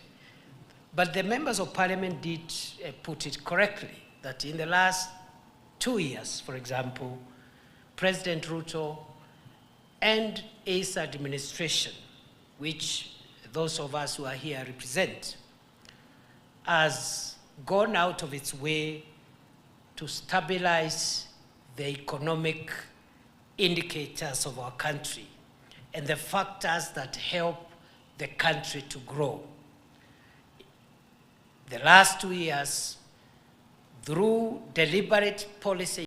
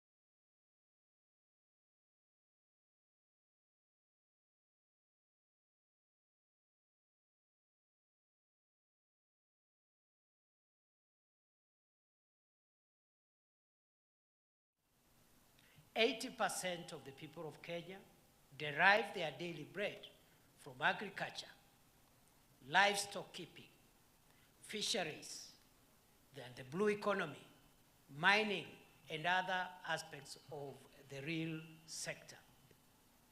Many Kenyans are either farmers or pastoralists or fishermen, isn't it? Or they are engaged in mining. Majority of the people. We are transforming each of those sectors so that we make it possible for those sectors to generate more money to households and to individual farmers, livestock keepers, fisher folk, and so forth and so on. But other than that, and that is what concerns the young men and women before me today, is that we are now now that the economy has stabilized, the government is investing in putting in place the support infrastructure that will revitalize agriculture, that will revitalize livestock development, that will revitalize all the sectors of the economy that needs to work.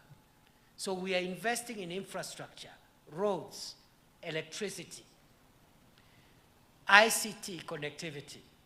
We are investing in building county aggregation and industrial parks in every county, one per county. We are investing in building modern markets where small-scale traders, the mamambogas, the people who do their businesses in the rural areas across Kenya, they stop selling their wares, they stop trading under the sun. They can be able to trade in a decent place. So we are building 400 markets across Kenya. 250 of them right now are already under construction. You'll be seeing us in government, led by the president, either inspecting ongoing works or commissioning complete works in the next few weeks, in the next few months. Because of the way the economy was 2 years ago, the country did not have a way to deal with some of the infrastructure projects that are stalled. Now that we have addressed the macroeconomic variables and we have stabilized the economy, we are going to revive, construct, and complete all stalled road projects across the country.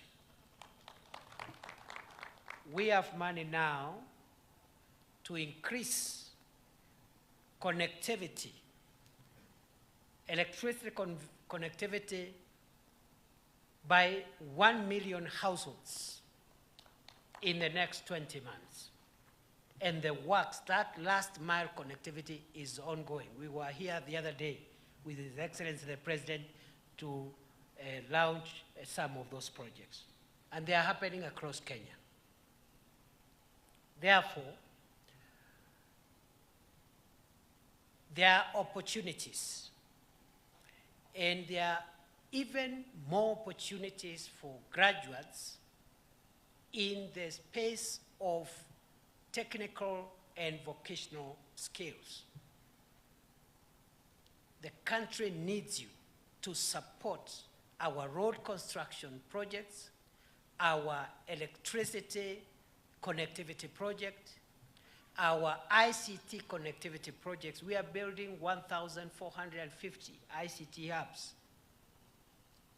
bigger than the Jitume lab here, which I have seen doing wonders. And on the lab, I have said I am going to multiply the number of computers.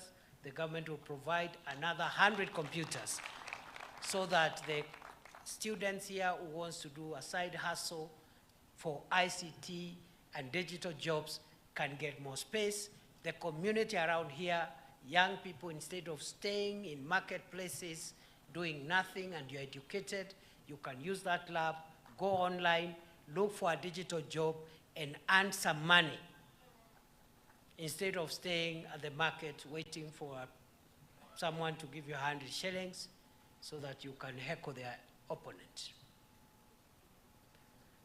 We must transform our young people to a resource for the country, which they are. And for us to do so, we must provide opportunity. And therefore,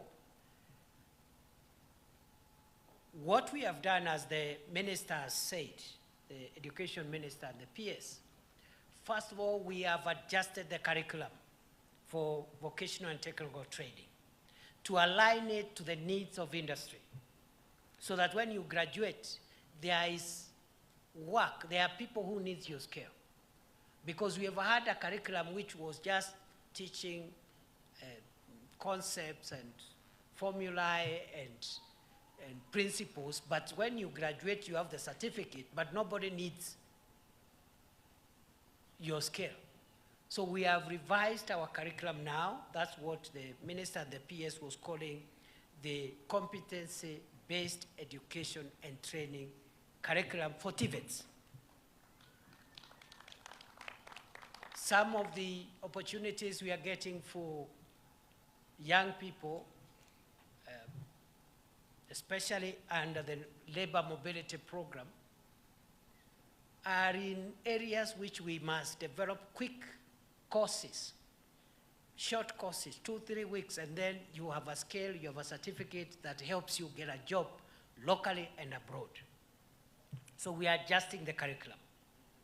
But also, we have passed, Cabinet has passed a policy on a policy that allows the recognition of prior learning. There are many skilled people, crafts people. They can actually put together a table, but they don't have any carpentry qualification. They have some knowledge given by God, some talent. Some have knowledge even in very sophisticated things like automotive engineering. They can repair a car, they can repair a machine. They've never gone to any school.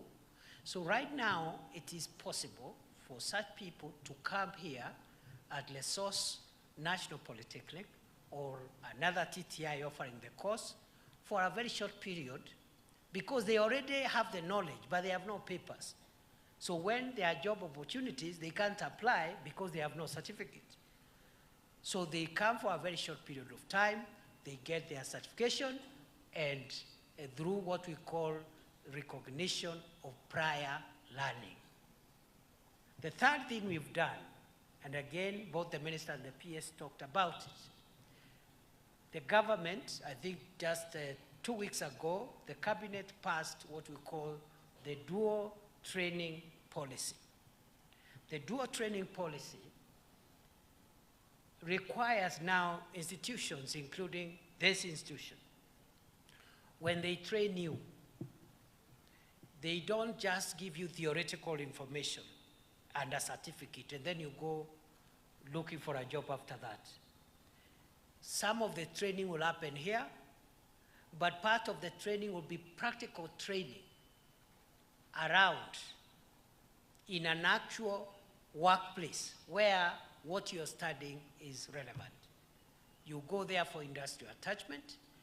When you finish, you go there for post-training internship, and eventually many of you will be absorbed to work in those projects. So it is now the policy of the government of Kenya that we will not allow TVETs and institutions within the TVET and vocational training to train theoretical graduates. You must have some experience, practical hands-on experience as part of your requirements before you graduate. And it is the business of government now to look for opportunities where you'll get that experience. We have 8 or 9 places where those attachments are going to be done. I have said, for example, that we are building ICT where those attachments are going to be done. I have said, for example, that we are building ICT hubs for 1,450 hubs across Kenya. Those who are in that sector, ICT sector, those will be places for the dual, where the dual training program will be run through. But also, all government of Kenya projects, a road is being constructed, a hostel is being constructed, some hospital is being constructed. They are now going to be training grounds for practical skills for TVET students before they graduate, and even places for internship for TVET graduates before they get permanent jobs. So that is what the government is doing. The markets I talked about, All those are training places. The county aggregation and industrial parks we are building. The special economic zones we are building. We are building one in Eldoret, one in Busia, one in Muranga, one in Nakuru, and one in Kwale. Special economic zones. So we have a lot of projects, even in electricity connectivity. I've already told you, we are rolling out a new program, last mile connectivity, to connect an additional 1 million households in Kenya who now are in darkness. We will light up 1 million new households in the next 20 months. So those projects, we will require internships, industrial attachment for our students. We are also engaging the county government so that also in their projects, they provide that opportunity for both students and graduates of TVETs. So, graduates, you are looking at the Deputy President here today and wondering, please, Mr. Deputy President, are you assuring me that I have an opportunity? Are you just saying that it is going to be okay? I want to confirm it is going to be okay.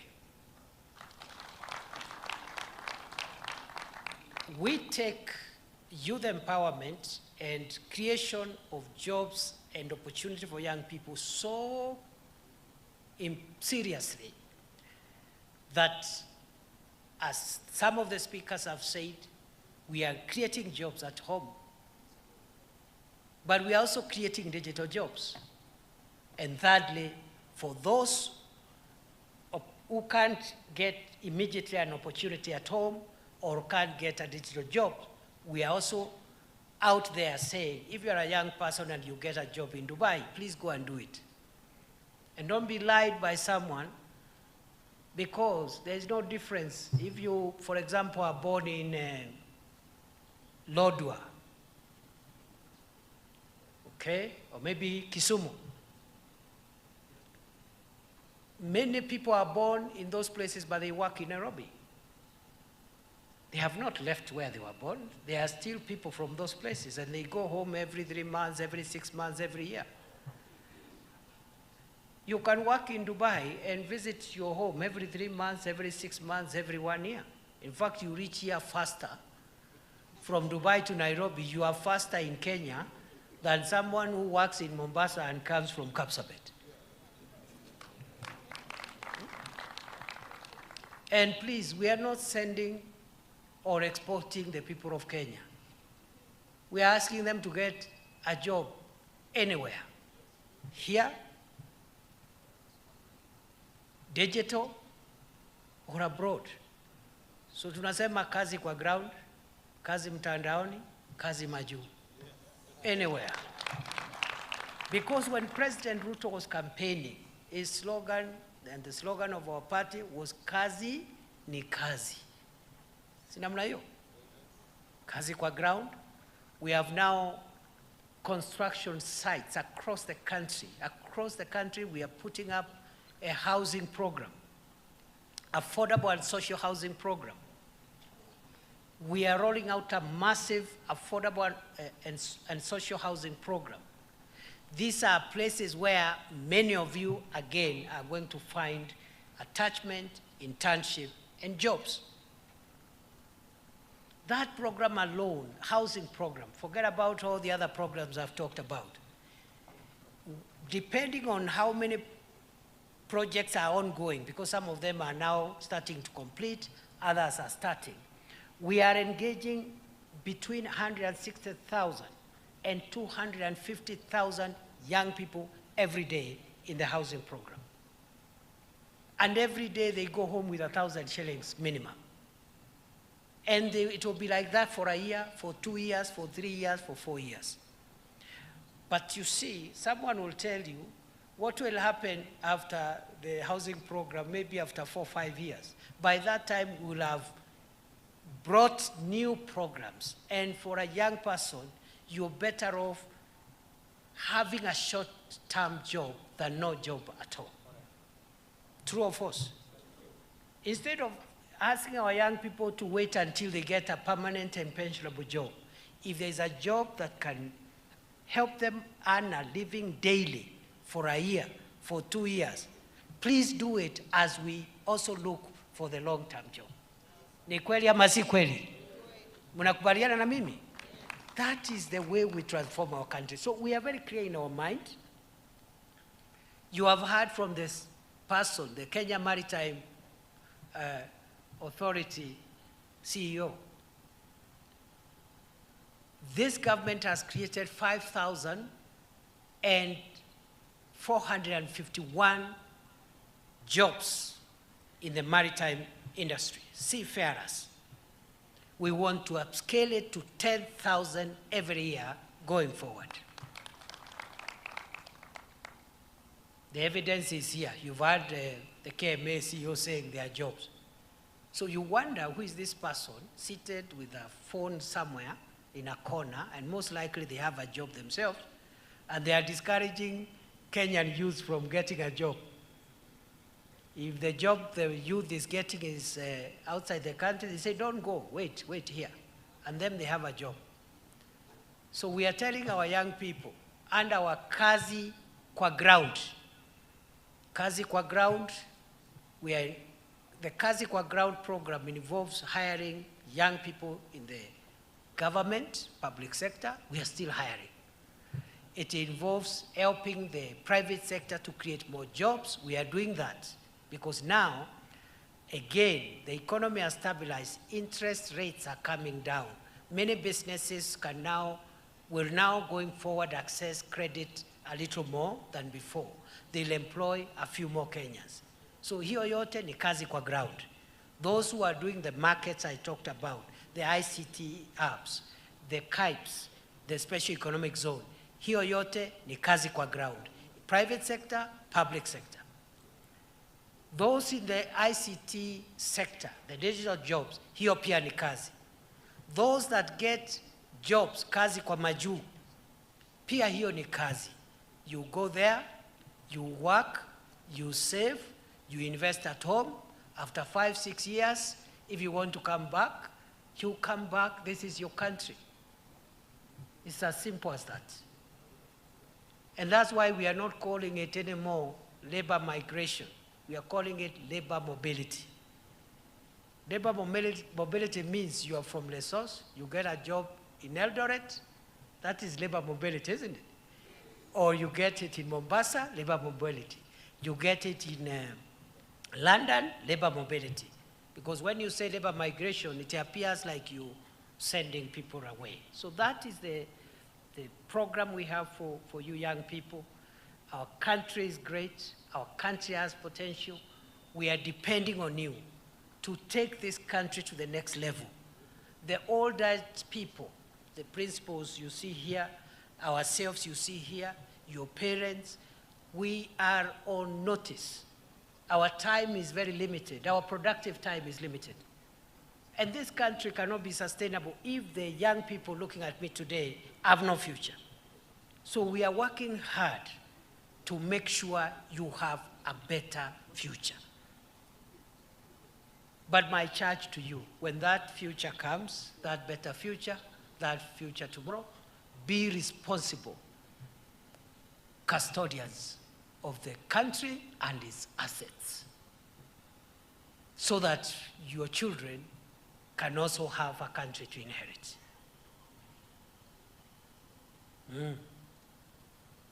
I know many young people, they complain about corruption, they complain about I don't know what, but they themselves are just waiting for an opportunity to be corrupt. Yes? So we must condemn intergenerational corruption.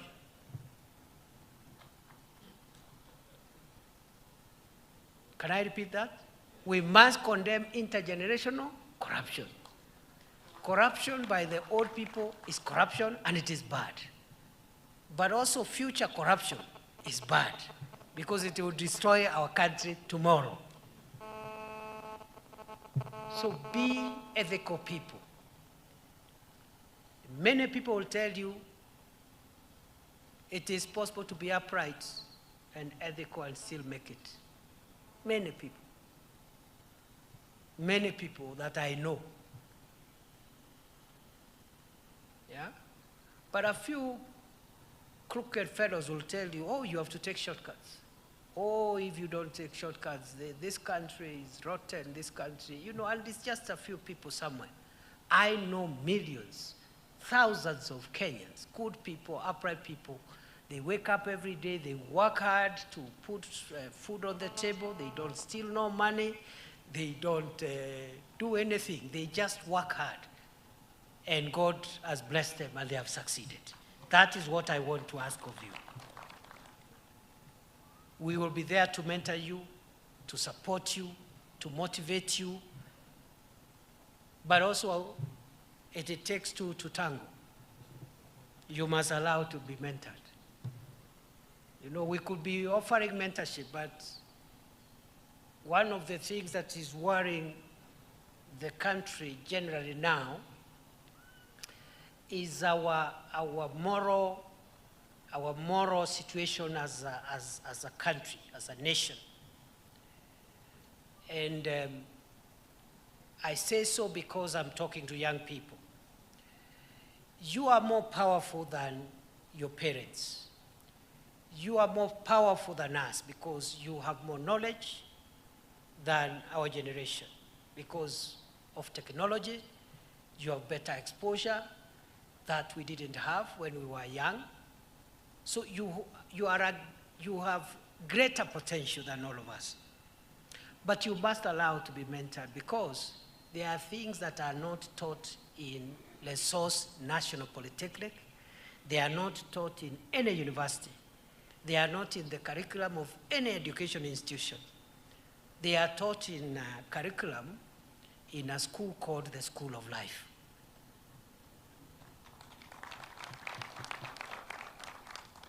That's where mentorship comes in.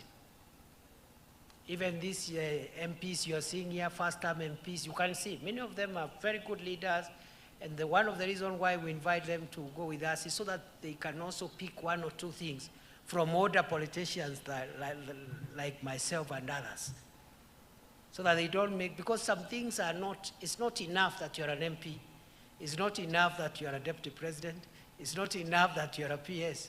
There is another curriculum, and it continues for the entire lifetime. It's called the School of Life. So please allow to be mentored, to be helped. Allow suggestions. I say that because I served as the country's security minister the last 2 years. And we had some challenges, especially in our engagement with young people who had very legitimate concerns about how we run government, about corruption, and so forth. But other than the legitimacy of the issues, we are also concerned on how we can change our way of engaging as a country, young people and older people, people in government, people out of government, without violence, hatred, division, and destroying the economy. Yeah? There must be ways of engaging and telling us the truth without doing those things, without violence, without hatred, without division, and without destroying the economy. And so, we will continue with this conversation. We have a lot of hope in you, young people. We treasure you, we value you. But what I noticed is that some of them who were appearing on the media, they were saying, there's nothing these people can tell us. We know everything. There's nothing we don't know. So it is not possible that you know everything and you can't be told anything, and you are the only one who can tell us everything. It's not possible. It's not true. That old mama, that old mzee who has sacrificed his earnings to pay fees here, struggling, may not have gone to school like you, doesn't have any certificates, but that person can give you a word that can help you sustain your very powerful qualifications into the future. Let's not be a generation of know-it-all. You know everything. There's nothing I can be told. But I can tell you everything because I have internet and I have Googled. Everything is on Google. Much of that information there is not verified in that Google thing. And number two, there is a school of life, and that curriculum is oral. Like now I'm delivering part of that curriculum now.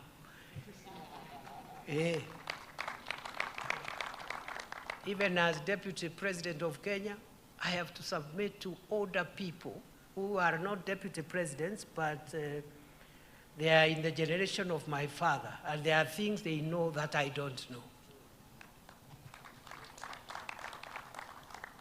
Naona young people hawajafurahi sana, but that is the truth. There are a few things that you don't know, and we are not saying you are inadequate. You are very adequate.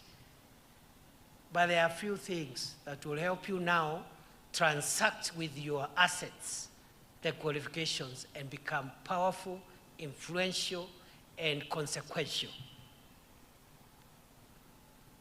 What is the use of having a very, very brilliant electrical engineer who is struggling with suicidal thoughts and want to take away their lives?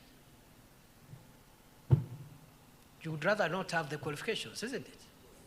Yeah, there are happier people who have no qualifications. So we must look at the software of the nation. That is my message today to the young people listening to me. As we pursue education, qualifications, jobs, wealth, power, influence, let us pursue virtues that makes us human. Honesty, hard work, discipline, humility, and so forth and so forth. And we will be very, very, very impactful now and in the future. I wish you the best. Nawatakia kila la heri. Today I refused to read a speech because I wanted to say what I have said. If I read the speech which I had, I would not have said what I said. I really hope I have helped someone here. I want to hear it from the young people. I hope I have helped you young people. Have I? Are you happy?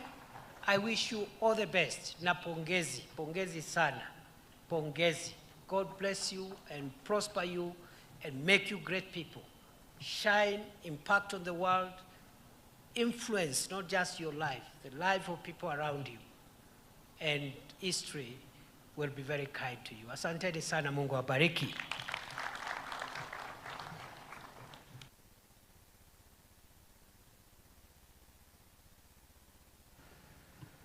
Asante sana. Tafadhali kwa ruhusa yako Mheshimiwa Naibu wa Rais, naomba sote tuketi.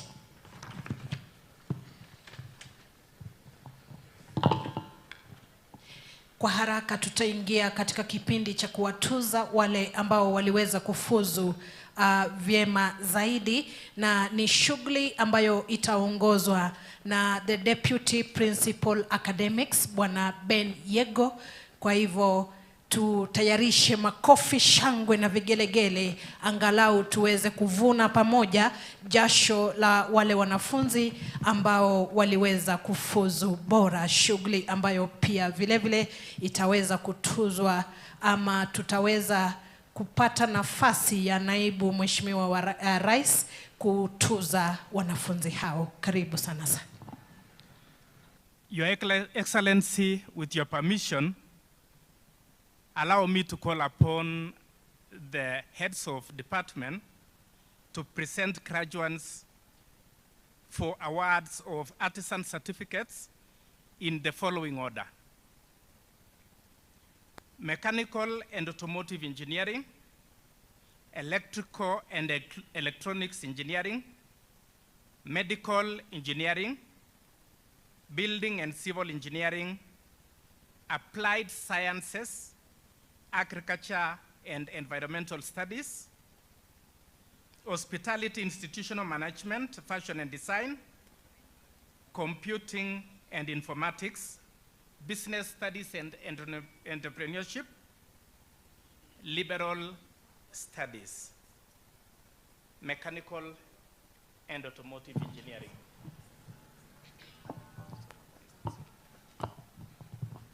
Thank you.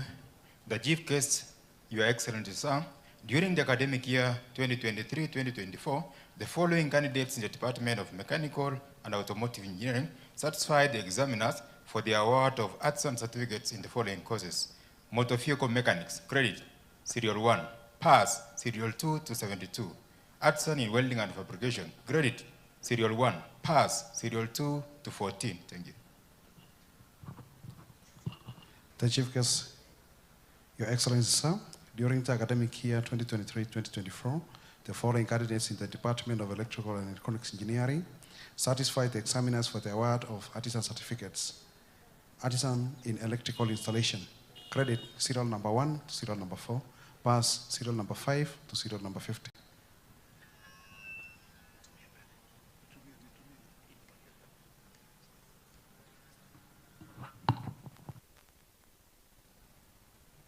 The Chief Guest, Your Excellency, sir, during the academic year 2023-2024, the following candidates in the Department of Building and Civil Engineering satisfied the examiners for the award of artisan certificates: artisan certificate in masonry, pass, serial number 1 to 13, artisan certificate in plumbing, pass, serial number 1 to 74. Graduates, may you be upstanding. If you have been, your name has been called, stand up.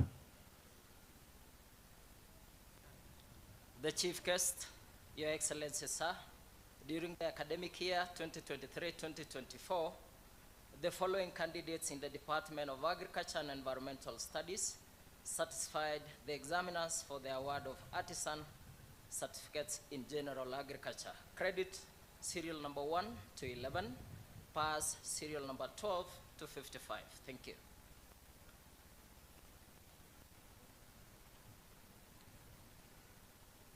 The Chief Guest, Your Excellency, sir, during the academic year 2023-2024, the following candidates in the Department of Hospitality, Institutional Management, Fashion and Design satisfied the examiners for the award of artisan certificates: artisan certificate in garment making, credit, serial number 1 to serial number 4, pass, serial number 5 to serial number 11, artisan certificate in food and beverage, credit, serial number 1 to serial number 2, pass, serial number 3 to serial number 58. Thank you.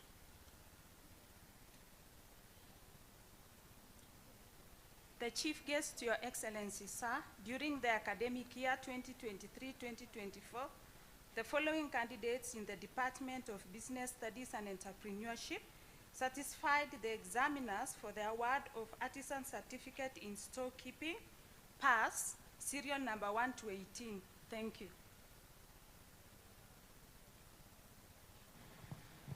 Wakati wa kipindi hicho, Mheshimiwa Naibu wa Rais, tutaomba usome citation ya artisan kindly with your permission.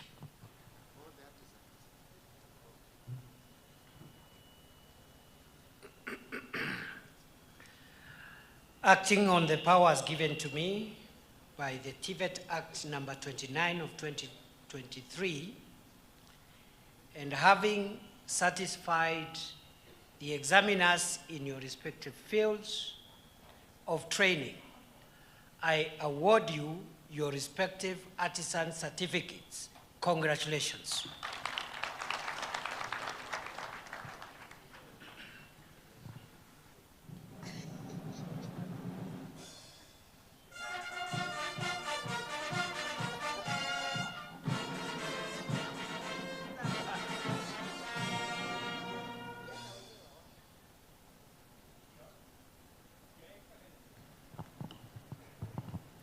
Your Excellency,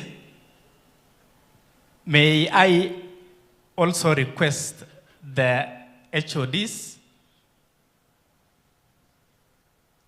to present graduates for the awards of certificate, craft certificate, in the same order.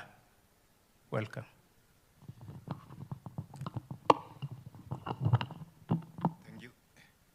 Chief Guest, Your Excellency, sir, during the academic year 2023-2024, the following candidates in the Department of Mechanical and Automotive Engineering satisfied the examiners for the award of craft certificates in motor vehicle mechanics, credit 1 to 48, pass 49 to 66. Thank you. The Chief Guest, Your Excellency, sir, during the academic year 2023-2024, the following candidates in the Department of Electrical and Electronics Engineering satisfied the examiners for the award of craft certificate in Electrical and Electronics Engineering, power option. Credit, serial number 1 to serial number 55. Pass, serial number 56 to serial number 95. Craft certificate in Electrical and Electronics Engineering, telecommunication option. Pass, serial number 96 to serial number 98. Thank you.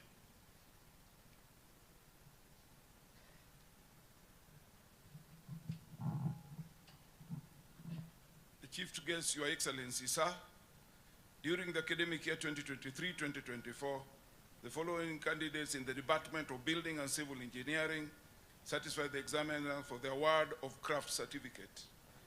Craft certificate in road construction, credit 1 to 7, pass 8.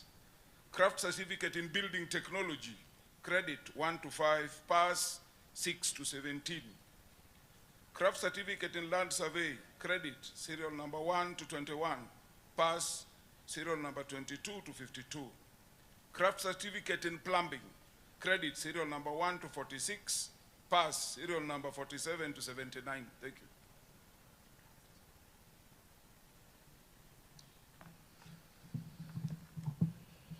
The Chief Guest, Your Excellency, sir, during the academic year 2023-2024, the following candidates in the Department of Health Sciences satisfies the examiners for the award of the following craft certificates. Craft certificate in health records and information technology, credit serial number 1 to serial number 54. Craft certificate in nutrition and dietetics, credit serial number 1 to serial number 41. Pass serial number 42 to serial number 44. Congratulations.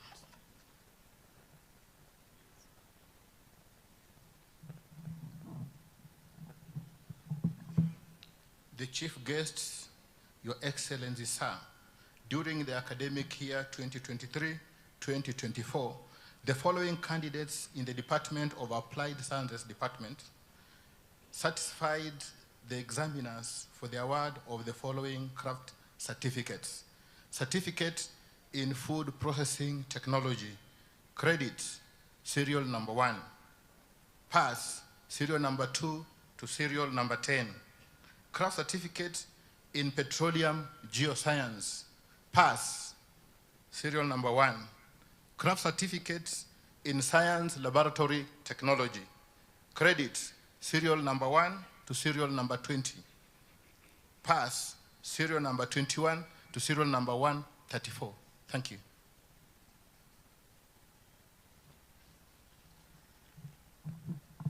The Chief Guest, Your Excellency, sir, during the academic year 2023-2024, the following candidates in the Department of Agriculture and Environmental Studies satisfied the examiners for the award of craft certificate in general agriculture. Distinction, Cheruiyot Gideon, serial number 2, Kipkosgei Finson, serial number 3, Kiprop Cheruto Dorothy, credit serial number 4 to 68, pass serial 69 to 78. Thank you.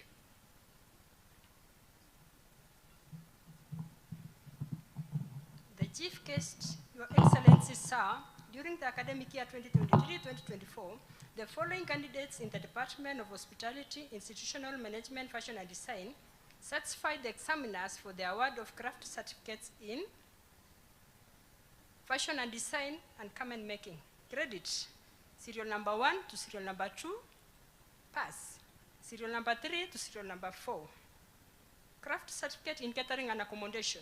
Credit, serial number 5 to serial number 7, pass, serial number 8 to serial number 34. Craft certificate in food and beverage. Credit, serial number 1 to serial number 3, pass, serial number 14 to serial number 93. Thank you.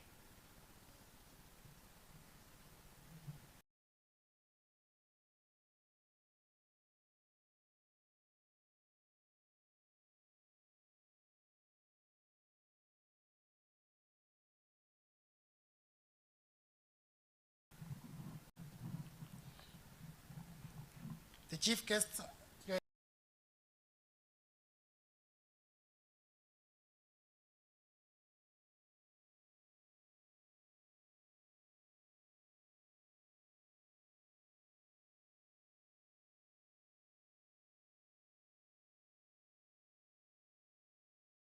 Excellency, sir, during the academic mathematics, satisfied the examiners for the award of craft.